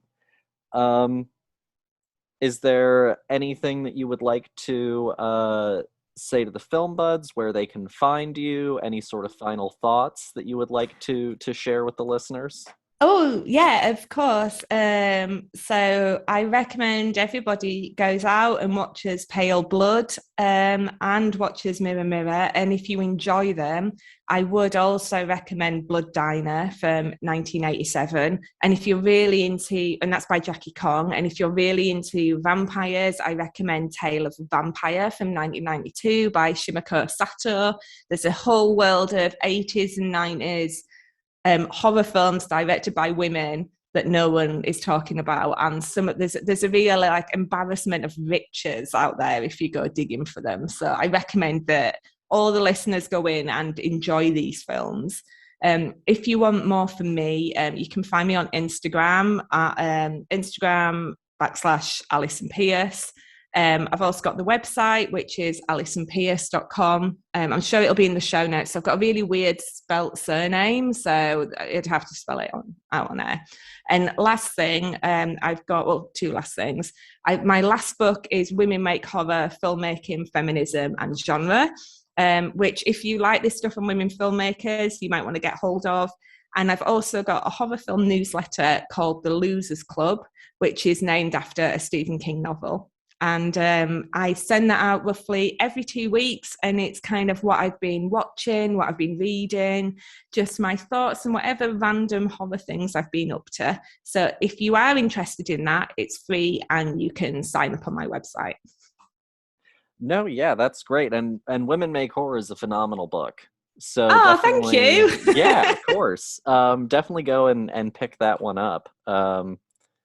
Do you have any other upcoming projects that you're working on? Yes, I do. I'm currently on research leave. So my job is Associate Professor of Film at the University of Leeds in the UK. And I won a big grant, a fellowship to buy me out of teaching for the next year so I can write my next book. And I'm now writing my next book, which is provisionally titled Her Chainsaw Heart, the women filmmakers, critics and theorists who redesign the horror genre. And I'm going in much deeper. So Women Make Horror is like the beginning, and this is like the next level book. And I'm writing all of this one on my own about all the different ways to think about women filmmakers and horror films. So I'm on with that at the moment. I only started in February, which is when my research list started, but hopefully I'll write that over the next year, and then it'll be out at some point after that. That sounds awesome. I love Thank the you. title. I love the concept. So titles are such difficult things to get right. Oh, But so that hard. is, I think that's really fantastic. I like it a lot. Thank you. Um, I will definitely link everything for Alison down below. Thank you. So definitely go and check out all of her stuff. Get the book. It's really good stuff. So that was our discussion on Pale Blood. And I'm going to, once again, since they've heard from me a little bit already, turn it over to you. So what did you think of Pale Blood? I felt like this movie had no idea where it wanted to go until it knew where it wanted to go. It was a great ride, but I definitely felt for like a good half I was like, what is the story here? Like, who are these characters? Why are we following them around? It was a lot of like atmosphere and mood and setting, and not a lot of dialogue. And when there was dialogue, it was like constantly focused on this idea that there was a vampire murdering people, but like, how did you never, go to look this dude up before your whole entire correspondence with him, and then you brought him to town on you're just talking to a stranger? Like, how did you know? I guess this is before all of our technical advances and like trolls on the internet kind of deal. I was like, why did you trust him so much? There's a lot of like air in this movie, I feel like, which is a good and a bad thing. I think that the things that are really strong about this movie are the weird like mood setting things, the very edgy kind of world that we're living in that's just like adjacent to reality of sorts. It's because this is a world where vampires are real, and I think that those are the things. The lighting of this movie is really interesting. I think that a lot of the locations are really cool. I loved this entire house or whatever that he is staying in that is ginormous, that has no furniture. And so it's almost like a museum of sorts of like, when you go into like an empty abstract building and you're like, what was this room even supposed to be? Well, how was I supposed to put furniture in here? What does this place look like? It looks like the house that Catherine O'Hara turns the Beetlejuice house into, but completely empty and white. You know what I mean? Like very like Art Deco, but also like completely void. And I think that that's, I guess, kind of where this movie hits for me, is like the I loved the club scene where they're like all of these weird costume. Well, it's of the times, but like now I can say that they're like very, above and beyond, I guess, very not my mom dressing of that time. It's very like the young. Well, I think it's supposed to be like a leather club. Oh, okay. It's like I was gonna say it's very the youth culture, the rebel youth culture, kind of colliding with I guess like an older rebel culture of sorts, with this like our lead guy, Michael Fury, that is his name. I kept being like Bernardo in my brain, and his like weird relationship with whomever the girl's name is. It doesn't matter right now. The Russian one, maybe she's Sherry, maybe that sounds like a song. And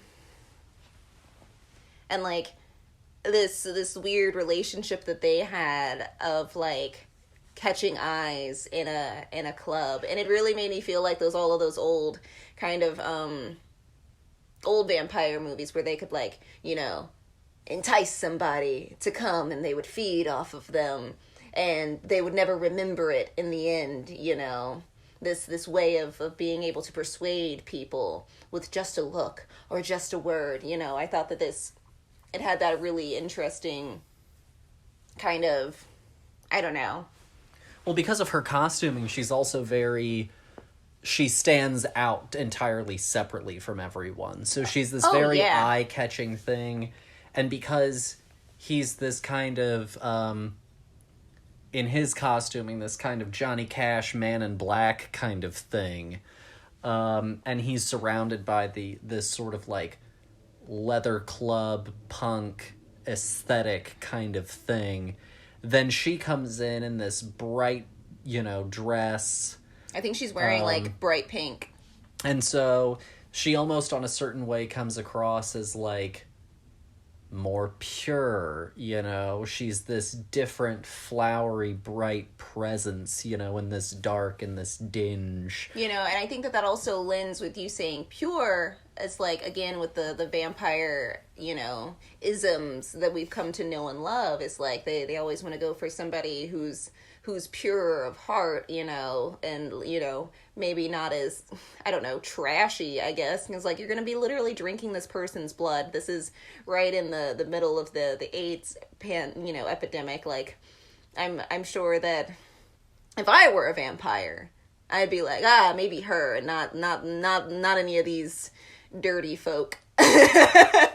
But then there's, like, I have a lot of questions about some of the casting in this movie. Like, I love Bernardo. I think that he's great as Michael Fury.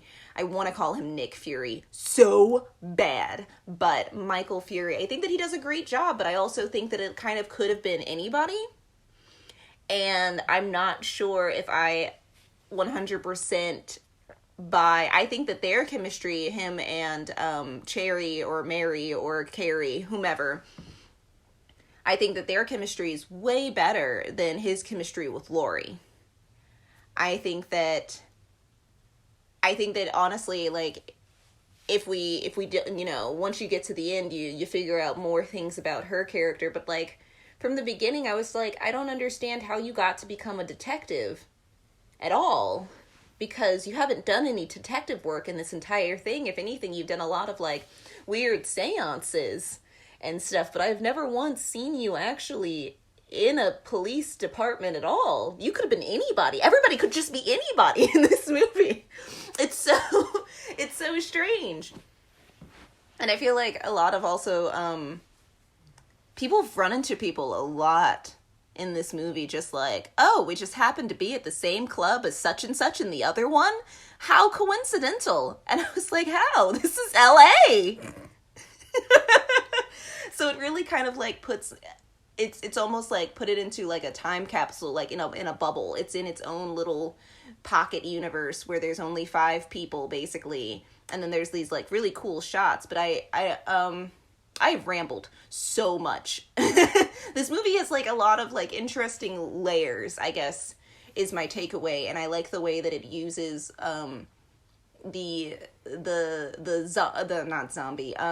vampire isms, but in this like different way, and they're not as obvious as other parts of the movie that are very obvious, where I was like, so he's our Van Helsing, you say? You don't say. Like, wow, could have given me a bigger doozy on that one, but you were like, here it is, it's right here, easy as pie, you know. No, absolutely. I think one other thing, you know, tapping into the vampire lore and what they do interestingly with this story is there is also this kind of faint idea of consent, because Michael Fury doesn't just run around feeding indiscriminately. You know, he goes, he talks to her, it becomes a consensual act between them, and then he feeds on her. Whereas our villainous guy, who isn't even a vampire, is out here running around forcibly doing this, taking this, you know, and I think like that he's owed something in this whole thing. And so I think that it also becomes this little vague idea on consent well. maybe that can be even mirrored with the fact that, like, Mirrored? nice. With the fact that, like, Michael Fury is so much older than, like, everybody else in the film, and Van is, like, I'd say maybe, like, in his 40s at the time, and, like, I'd say that Michael was probably in his 60s to, like, I'd say 60s is probably accurate. And so it's kind of this weird, like, older man, gentleman, you know, kinder, gentler, mysterious man, whereas, like, there's this young guy who basically struts around town, takes what he wants, and, like, doesn't really care who he affects in the process. But also feels like he deserves something out of the whole thing, you know what I mean? Where he's like the scummy film guy who's like, I can basically have these women do whatever I want them to and wrap it up in the bow of art, and that also allows me to be a scumbag and to treat people however I want.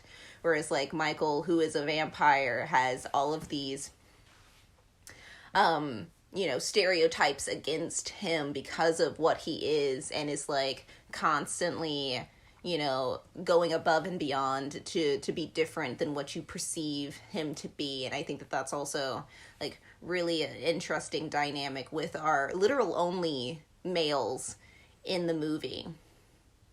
Also, I think that it's really interesting that it is so much in, like, this male perspective for it to be, you know, directed by a woman, because, like, Michael Fury is our main character, and then when it's not him, it's pretty much like either maybe Laurie the detective, but, like, in very spits and spurts, and she doesn't really do anything interesting except for, like, her seance moments. But then we're, like, solidly in Van's perspective. And so I think it's really this, like, almost like a Jekyll and Hyde aesthetic, you know. We've got our nice, you know, Dr. Jekyll, and then we've got our wicked Mr. Hyde, you know, this duality happening. Well, and, you know, that's the duality, of course, of Dracula and Van Helsing, right? The lusting monster, you know, the gentleman, you know, pursuer of the monster. Except this time it's been reversed. Yeah. You know, our kind and gentle monster who only feeds just what he needs. No, and I think that all works really well. It is a little bit slow and unfocused, as I talked about with Alison. It is a little bit scattershot. You know, it doesn't have the tightness of some thrillers, because, and it does describe itself as an erotic vampire thriller. Oh, I see it. And it does get more thrilling once you get toward where it's really cooking. But for it to have the descriptor of thriller, I'm not sure that we have that nice, drawn, taut tension throughout the whole movie. No, I would completely agree, and I think that that's why I'm a little, like, on the fence, like, you know, with my opinions about this movie, because, again, like, I think that where it really succeeds is in all of its, like, visual prowess and all of these interesting moods and ideas. Yeah, and then I think that it wastes so much time on that, like, all these quiet, silent, introspective moments that, like, then out of nowhere it's like, oh god, we need to throw some plot in here.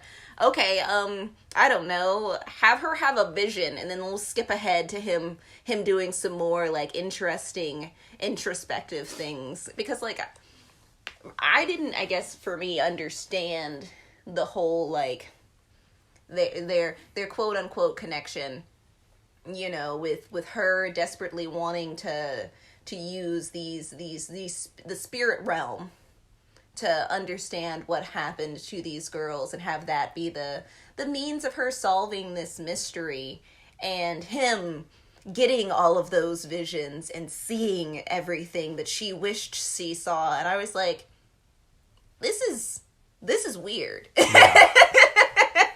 This is really this is really a disjointed thing where I was like, or hear me out, you could do some detective work, and Maybe like, we could have another victim.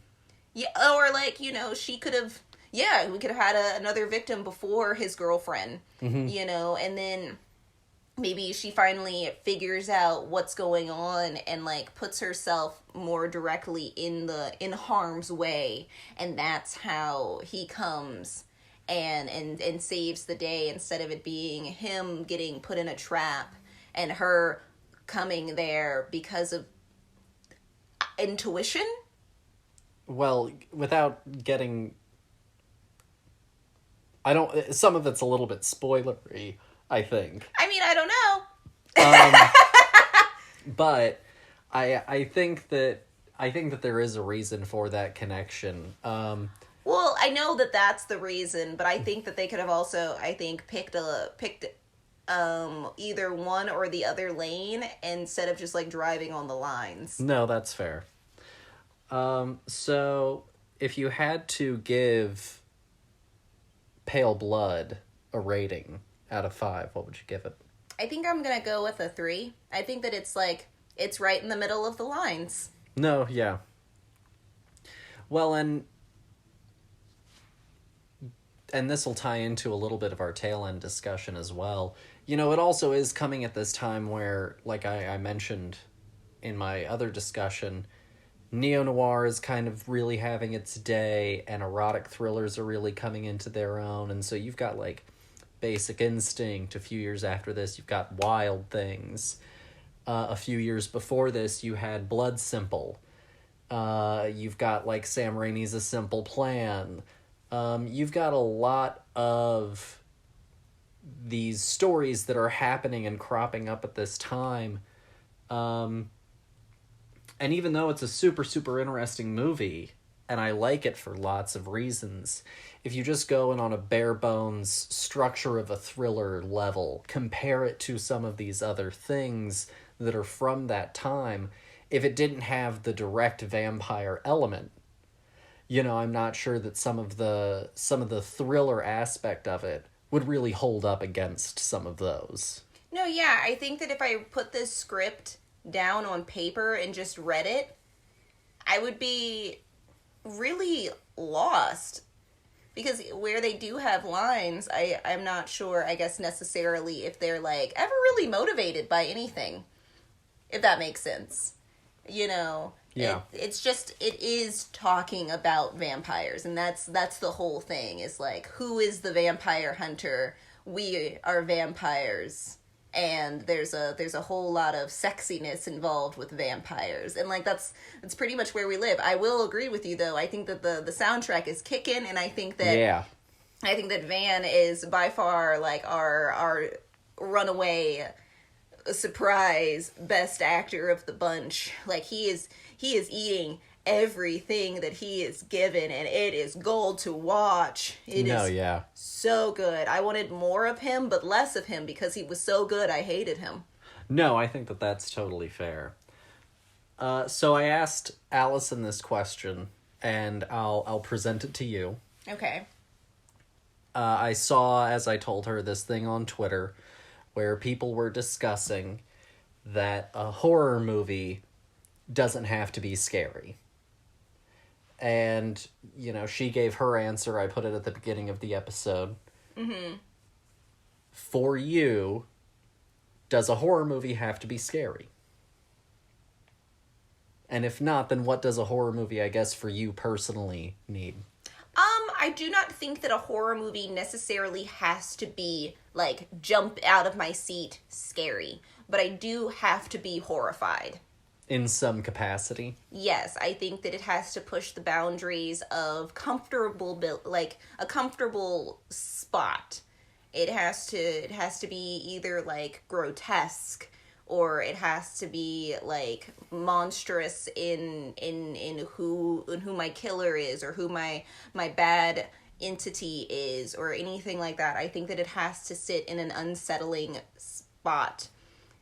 And I do not necessarily think that it has to have, like, jump scares by any means, shape, or form. But I do think that it also has to have my perspective character in some kind of peril.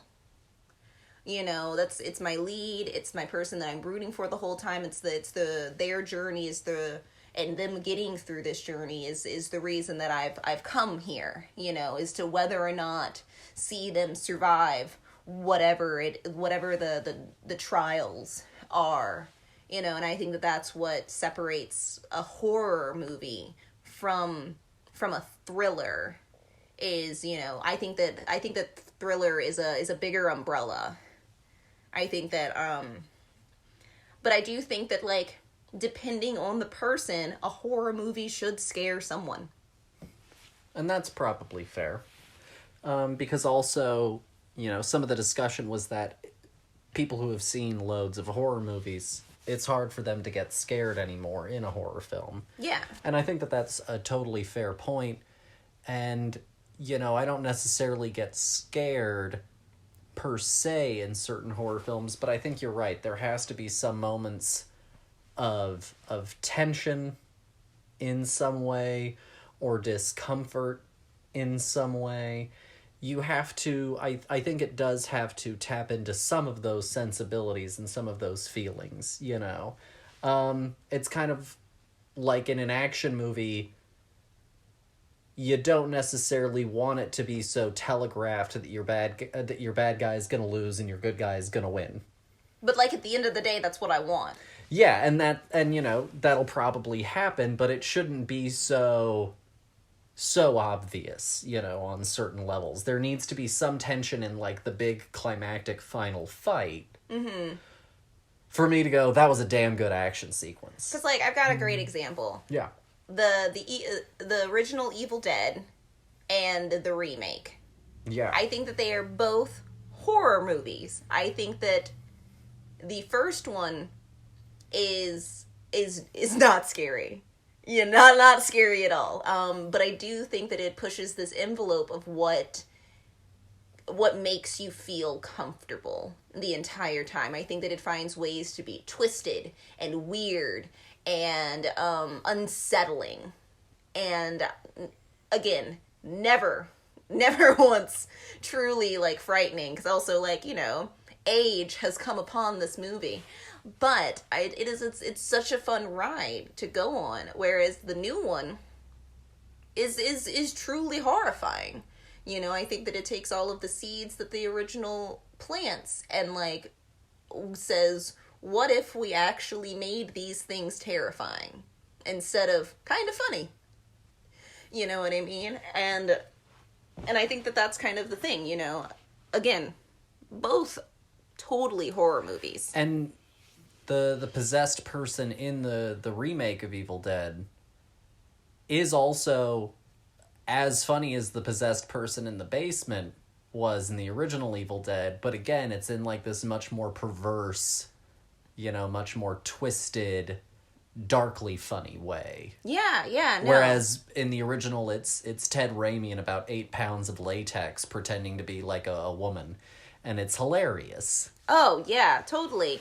And again, still twisted, still unsettling, still just like, what am I watching? And I think that, you know, horror has to sit in an uncomfortable spot for a good bit of it in order for it to feel, you know, like a horror movie. And I think that, you know, like Mirror Mirror, was it always scary? No, there was a lot of character work and a lot of building happening, but, like, when it got to the nitty gritty of it, like, there were truly moments where I was like, oh my gosh, oh, that's horrifying. Or even, you know, something as simple as, you know, her, like, for lack of a better word, you know, consummating her relationship with this mirror by, like, drinking the blood that starts to come. Oh yeah, it was so unsettling. I was like, please stop it. The whole time, her relationship with that mirror was just unsettling.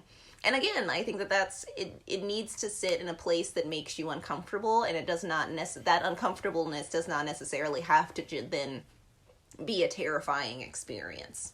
No, for sure. So that's just about all that we have for the main discussion on this one.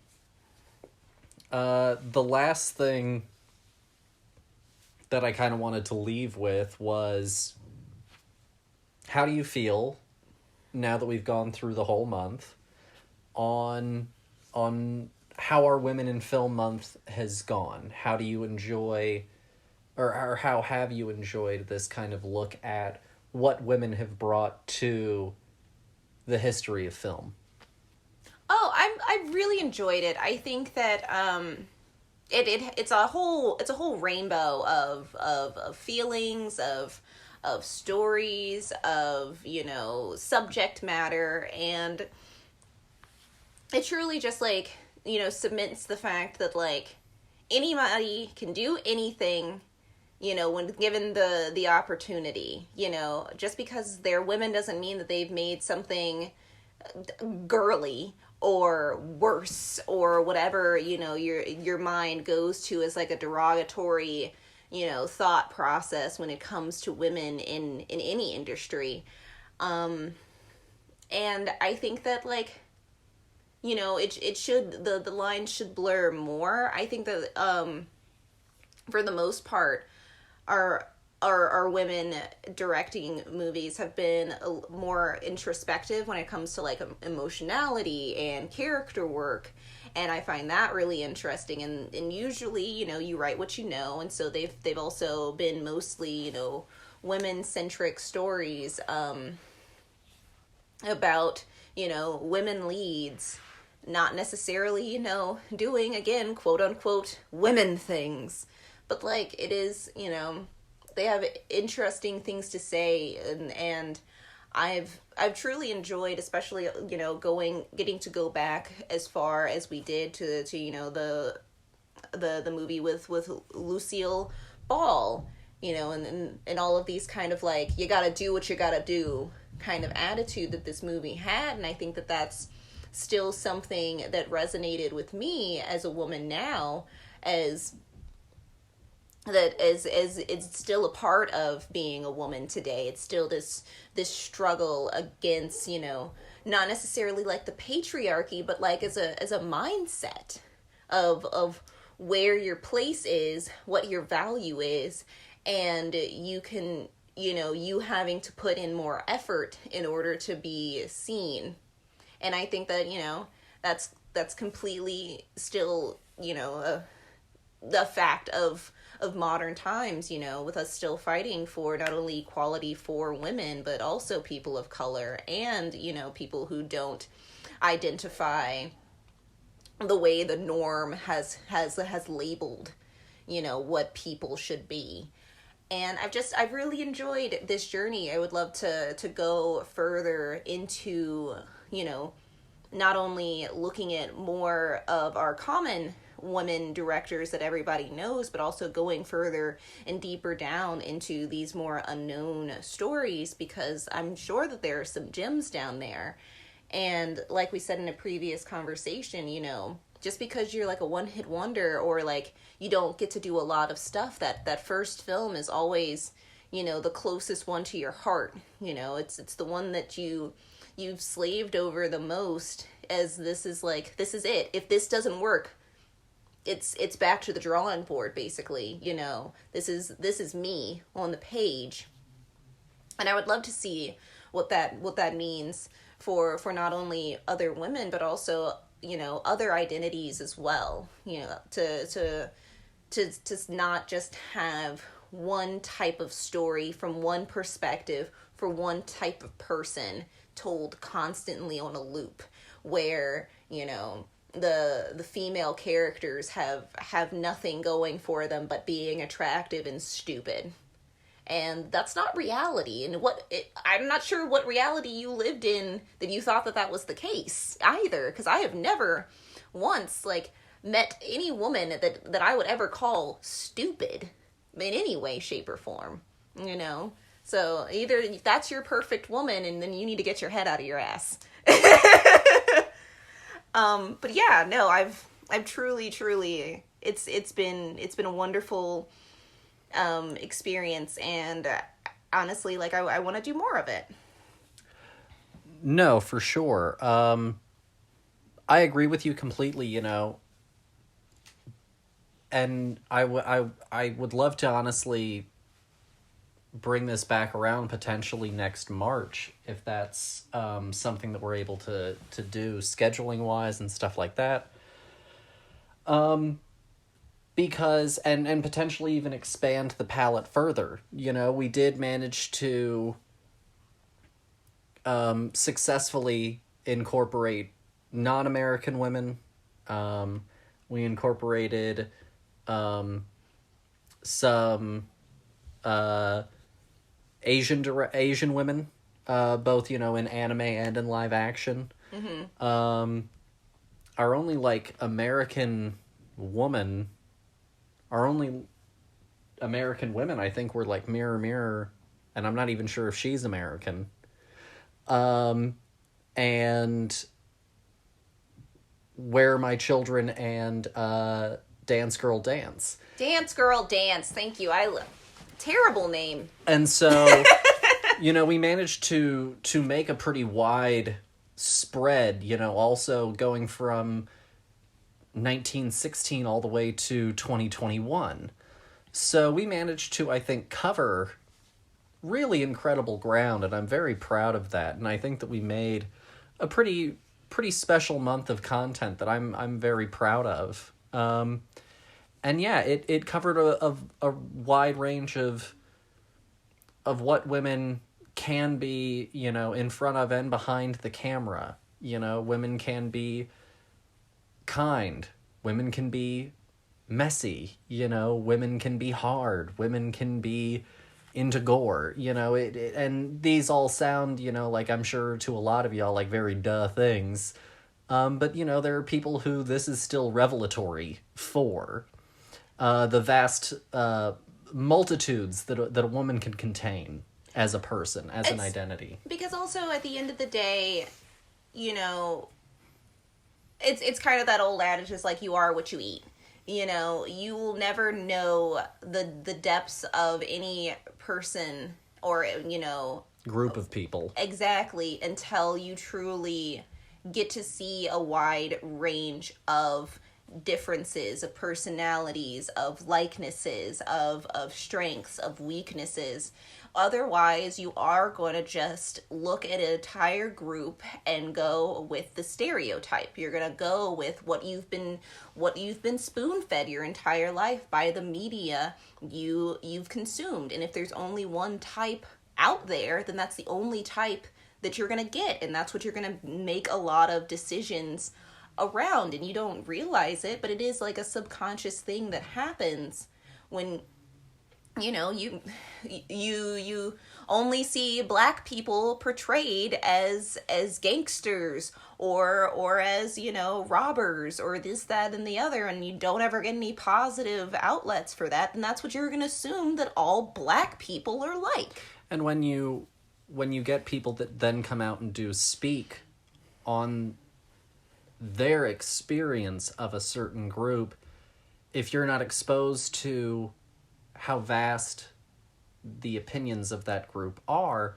then that person then starts to speak as a monolith for you. And so then you're taking that idea of what that person believes, even if it's positive, and then applying that too broadly, you know, to your understanding of that group. No, exactly. You know, we are all a multitude of different things that make up us as an individual. We may identify with things that bring us together, but at the end of the day, we're kind of like a giant Venn diagram with multiple amounts of circles that constantly, you know, intermingle, and some are bigger and smaller, but at the end of the day, it's like a fingerprint. We all have different things, but, you know, we all have things that bring us together in different groups. And so looking at an entire group like women and just saying that all women are this is a very, you know, small-minded opinion about, you know, a group of people that also enjoy doing roller derby or love to act or love, you know, to be a doctor or whatever, you know, all of these things that make us different. And I think that this has been a really great experience. But it's just been, it's a scratch of the surface. There's so many more things to go down. We honestly could have done a movie a day. Exactly. And that still would have been scratching the surface. And I think that this has been a great experience for Women's History Month as a start, is breaking a little bit of a boundary away and then continuing down it, because like I would love to, again, like I said, to watch more, to experience more, because not only is the woman perspective important, but also there are women from all over the world. There are women who tall women, short women, all of these different things that make us human, that are the things that we can bring to our art and to the things that we make, that make that thing also uniquely special. No, absolutely. And as a great example, just using a film that we talked about this month, Clint Eastwood could have never made The Power of the Dog. No. And that's because of who Clint is, because of his experience. And he could have shot it, and he could have done it, but it wouldn't have had the same emotional textures that Jane Campion brought to that movie. Yeah. And I'm sure that he definitely would have never touched on part of its subject matter either. Or if he did, it would have come across potentially either half-baked or a little bit over, maybe even potentially ham-fisted. Yeah. But she brought a lot of depth to that. And so, I think that it's probably a pretty limited number of men who make Westerns today that I think could have made The Power of the Dog. Well, I mean, considering the fact that, even, people, prominent men who have done Westerns looked at this movie and were like, garbage and trash, just shows how, narrow-minded their perspective of not only of an entire genre can truly be. Yeah. It's not just one thing, because if it's just one thing, then why should we have 100 of it? Why should we have thousands of it? Why do I want to watch the same show on repeat, but not just the same show, the same episode of the same show on repeat? That's boring. Yeah. No, that's totally fair. I think that's pretty much where we'll wrap it up for them today. Yeah, I mean, they've heard us talk for a very long time. But, if you liked this month and you want more things, like it. I don't know if you like podcasts. Write a review. That's how you like this podcast. Or share it with someone. Yeah, share it with somebody. Share it with somebody you love. Share it with somebody you hate. I really don't care. Maybe if you didn't enjoy it, specifically send it to someone that you hate. Or I don't know. You do you, but also help a sister out. Thank you guys for listening. It's, like I said, it's been a great month. I have to also go and thank all of our guests that we've had on this month. Thank you to Austin and Tori from the Third Impact Anime Podcast. Thank you to Madeline. Thank you for Dr. Alison Peirse. We really appreciate y'all bringing your expertise, your knowledge, because even though I try to do as much research as I possibly can and come as equipped as I possibly can, you do just sometimes need that person to come in and teach you and be an expert voice and provide all that they know, because just as no people are the same, no one's knowledge is the same. Austin and Tori have such a vast particular knowledge that I don't have, and Madeline is one of the most well-read, well-rounded people that I probably know, with this very incredible depth of knowledge that she's acquired of very particular subsets of history, and Allison, master of horror right there. And so we definitely thank y'all for coming in and bringing your perspectives and your voice to this month of content as well. Yes. Lastly, the last thing that I'll say before I let y'all go. I'm like a bad preacher. I'm like, one more thing. I just dropped a review Thursday of the brand new HBO show. It's a Max original, One Perfect Shot, where they go and do a half-hour little docu-series talking to 6 different filmmakers where they selected their perfect shot from the films that they have directed. And they talk a little bit about their own personal history. They bring in some people who worked on the film along the way. And then they also do this kind of immersive breakdown of the shot. It's really interesting. I wrote a review for it, and so if you would like to go and give that a read, I've got that posted in the show notes. Thank you guys so much for listening. Don't forget to come back next month. We'll be announcing what that's going to look like sometime here soon. There's going to be a potential collaboration with another show. Woo! So it's going to be another good month. Thanks for listening, you guys. We'll talk to y'all next week. Bye. Bye.